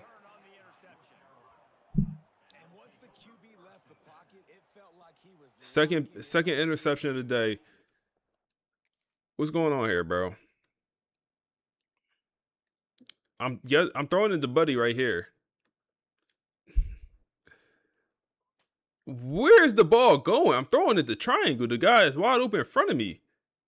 Yo, you could just. That's all you had to do, bro. How do the ball go over there and D tackle catch an interception, bro? We ain't winning. We ain't winning. We ain't winning no award with the quarterback.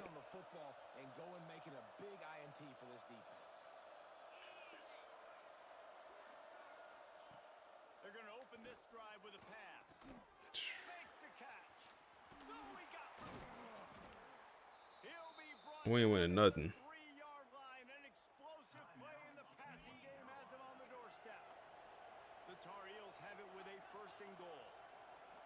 Defense in press coverage. He's looking to throw. Got his man out of the backfield. Can the D deny them on second and goal? Keep him out the end zone. That's all I care about at this point. Back to pass. Good coverage. Good coverage.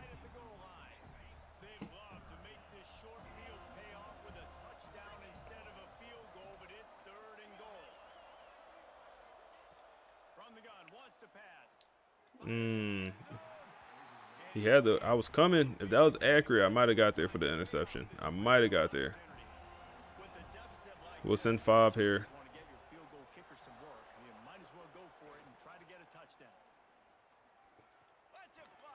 Dot. Tough catch.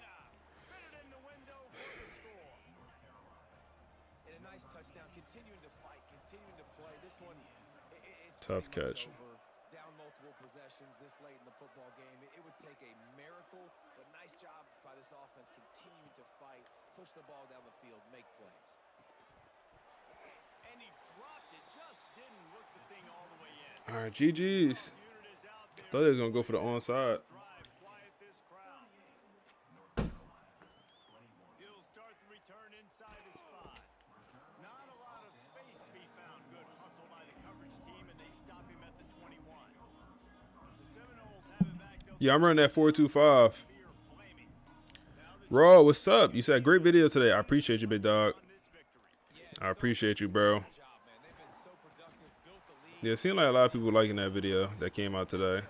You get to exhale, you get to breathe, and you know we got the W, and we played well. And we got to think about where we're taking our girlfriend and parents for dinner, right? It's a dot, TB. That's a dot, TB. Well, in the game like that, get Jaden over 400 yards. That interception at the end hurts. So you in your second year with Ole Miss? Yes, sir.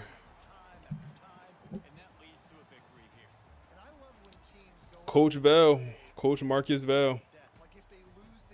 I don't know if y'all heard, but before the game, the podcast was talking a little bit. You wouldn't know that watching this winning team, David. Tremendous effort, tremendous execution. I love competitive. Only talk a little bit about I love competitive teams that they know that their job is to go out and get a W no matter where you play. You want to play in the parking lot? Marcus Vale and his issues with FSU administration. You said, what position did the method not work for? You're right. I did forget to cover that in the video. I feel like O-line is kind of is one of the positions that don't work as well for, I should say. And also, I feel like contact-seeking running back is another one that doesn't work as well for. There's a few positions, like, it's just not as good. Like, blocking tight end, another one. I feel like it's not as good.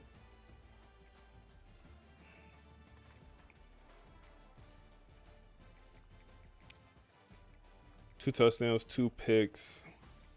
Rushing numbers. He also had 2 rushing touchdowns. Okay. Dylan, 111. TB. He had a touchdown today. Sack numbers. Look at Ian, man. 1.5 sacks. Acting crazy. Career day for Ian. Career day for my 99 overall player. Coming off the bench now. Embarrassing.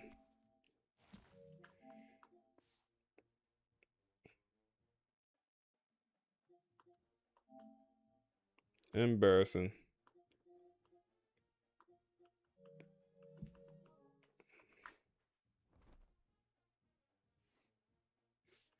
Let's advance.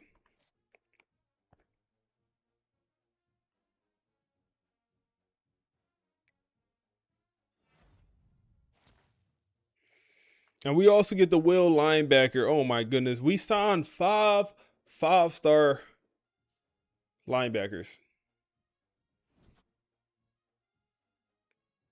Insane.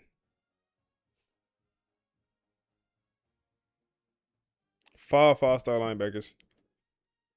So realistically, how long should it take to reach coach level 100? I mean, bro, did we just drop down to number 3? Yo, bro, come on, EA. I know it don't really matter, but this is frustrating to me. Why are we dropping, bro? Was we perfect against North Carolina? No. But it don't matter. You don't need to be perfect. You just need to win. Damn, bro. So Jaden, love the videos. Can you make a video on hiring and firing coordinators? Yes, I can. I have a video kind of covering that, but I could you're right. I can make a. Let me write that in my notes.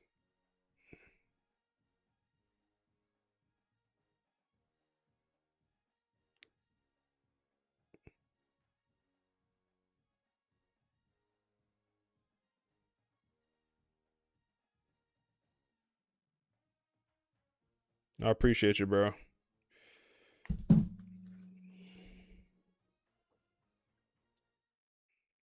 It's like, bro, it's one thing if they got the SEC bias.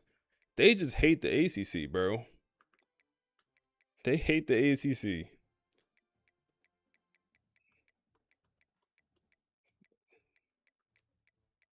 They hate the ACC, bro.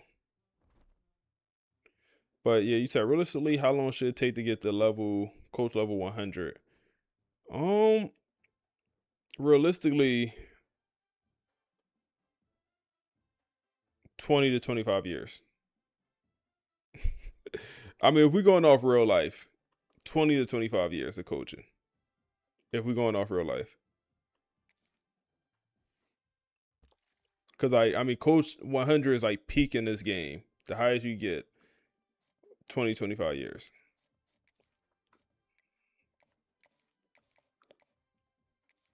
Let's throw the pod back on, man. Let's throw the pod back on. We ain't finish it. But let's look at how they actually won that game. First play of the game, it's a disaster scenario. Their RB1, Jamari Wilder, goes down. The entire offensive game plan is shattered in 10 seconds. And this is exactly where the Empire argument wins out.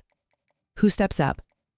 Ezekiel Ladd, a third-string running back. He comes off the bench totally cold against essentially Nick Saban's successor over at Alabama, and he rushes for 106 yards and 2 touchdowns. To have a third stringer prepared to perform at an elite level on that stage, that is the definition of elite coaching and culture.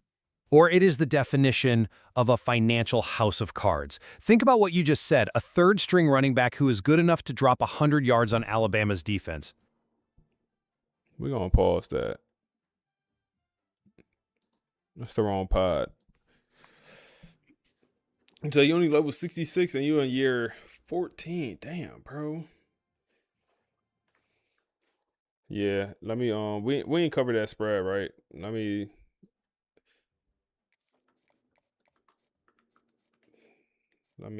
give or make sure I picked the right one. I don't think we covered that spread. I forget to find the score, but I'm 95% sure we did not cover the spread. He said, do you upload information from the league to the pod so they know what to talk about? Yeah, I do. Yes, sir. Damn, 14 5-star commits. Okay, this is yeah.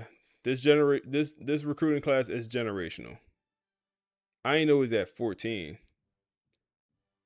I wasn't even paying attention really. I ain't know it was 14 though. 5 of them linebackers.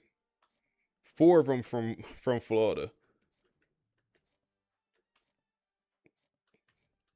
I hope these boys know they're not gonna play. He's gonna move to D-line. It's weird that the lurking archetype, the thumper comes in with more coverages than the lurker. That is weird.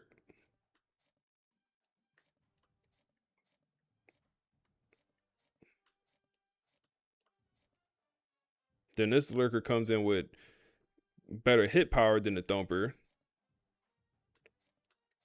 That's just how the cookie crumbles sometimes, I guess.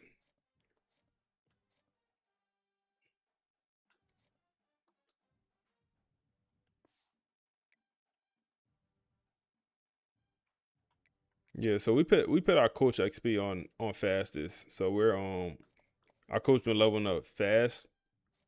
And that's why. It is on fastest. I went yeah, I'm trying to level this coach up as fast as possible.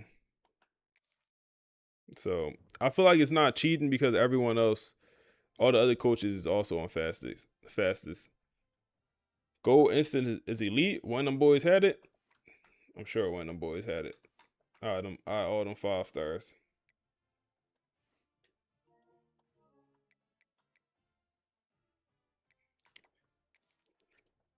Check out the award watch list. Threw 2 interceptions with Moffitt, so I'm assuming he dropped down, and yeah, he dropped out. He was in this conversation, no more. Head coach of the year will never be in this conversation ever. He dropped down here also. Defensive player, nobody up there for us.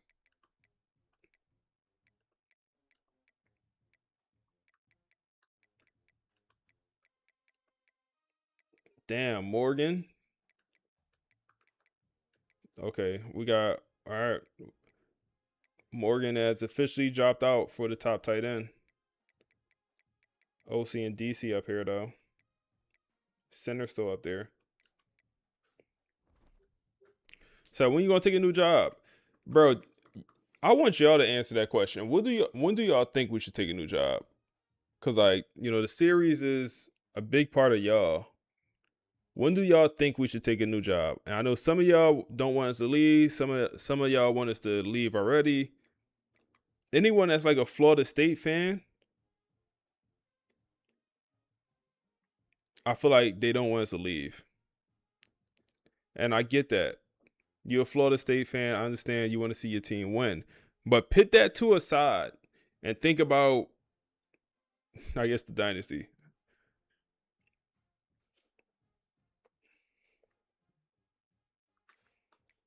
So, let's look at the season stats. What we have? 3 more games left. So 33 touchdowns, 2,700 yards, 6 picks. Good year for the quarterback. Zeke and Quan Hester both doing their thing. It's surprising Zeke only got 1 touchdown. Mafia got 6 rushing touchdowns. Make a poll. Jaguar Jones with a touchdown. Jalen Choice.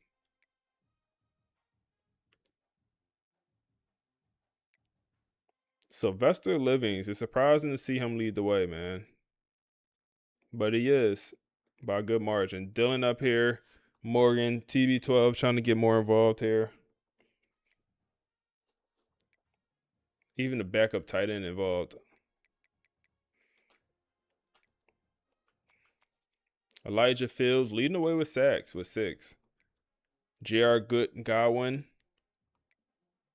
Clark. Look at Ian trying to make a name for herself.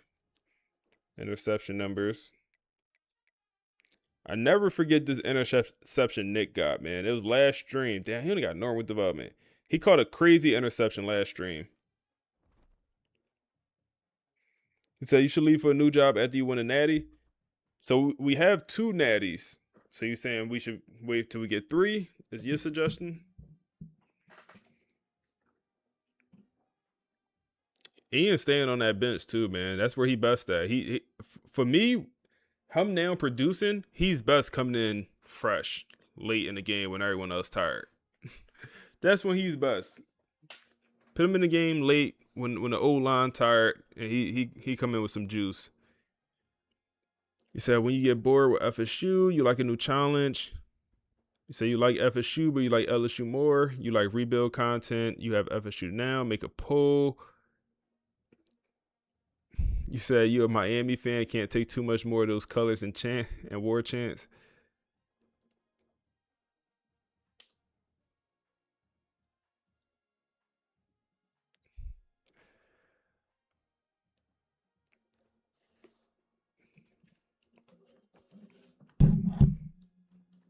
Oh, man.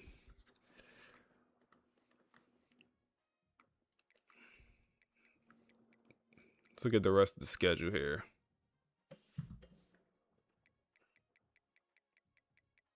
So we have 3 more games left.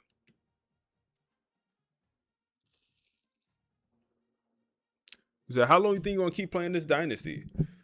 So the thing about it is, like, I want to keep this coach up for the rest of the year. Was my goal. Like Marcus Vale being the head coach, I want to keep this up for the rest of the year.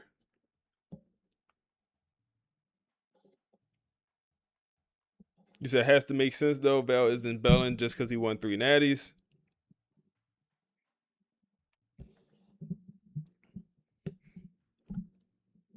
But it's a chance, like I'm gonna go live one of these days, and it's not gonna be this rebuild. It's gonna be a road to glory. It's a chance that could happen. I live stream a road to glory. I wouldn't try road to glory. I haven't played it yet. So just to give something, do something else on stream. So it's a chance one of these days that'll happen. So he get an offer from Florida. See, I feel like we couldn't go to Florida. I don't think Marcus Vale that type to leave Florida State to go to a rival. I don't think he that type, man.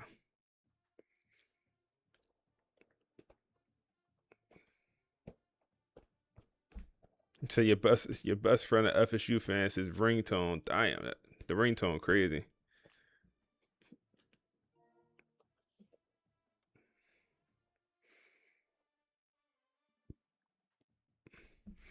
All right, man. I think I'm gonna call it a day there, man. I think I'm gonna call it a day. So we played 3 games today. Live for about 3 hours. Then I'm gonna call it a day, man. I'm hungry. I need to eat something. And yeah, I think I'm gonna call it a day, y'all boys. WW stream, man. I appreciate y'all boys, man. I appreciate y'all boys. We'll probably be live Monday or Tuesday. Tomorrow or Tuesday. We'll probably finish off this regular season. And then the following stream will be the postseason. So next stream, finish off the regular season. And yeah, man, I appreciate y'all boys, man. I'ma see y'all, man. I'ma see y'all.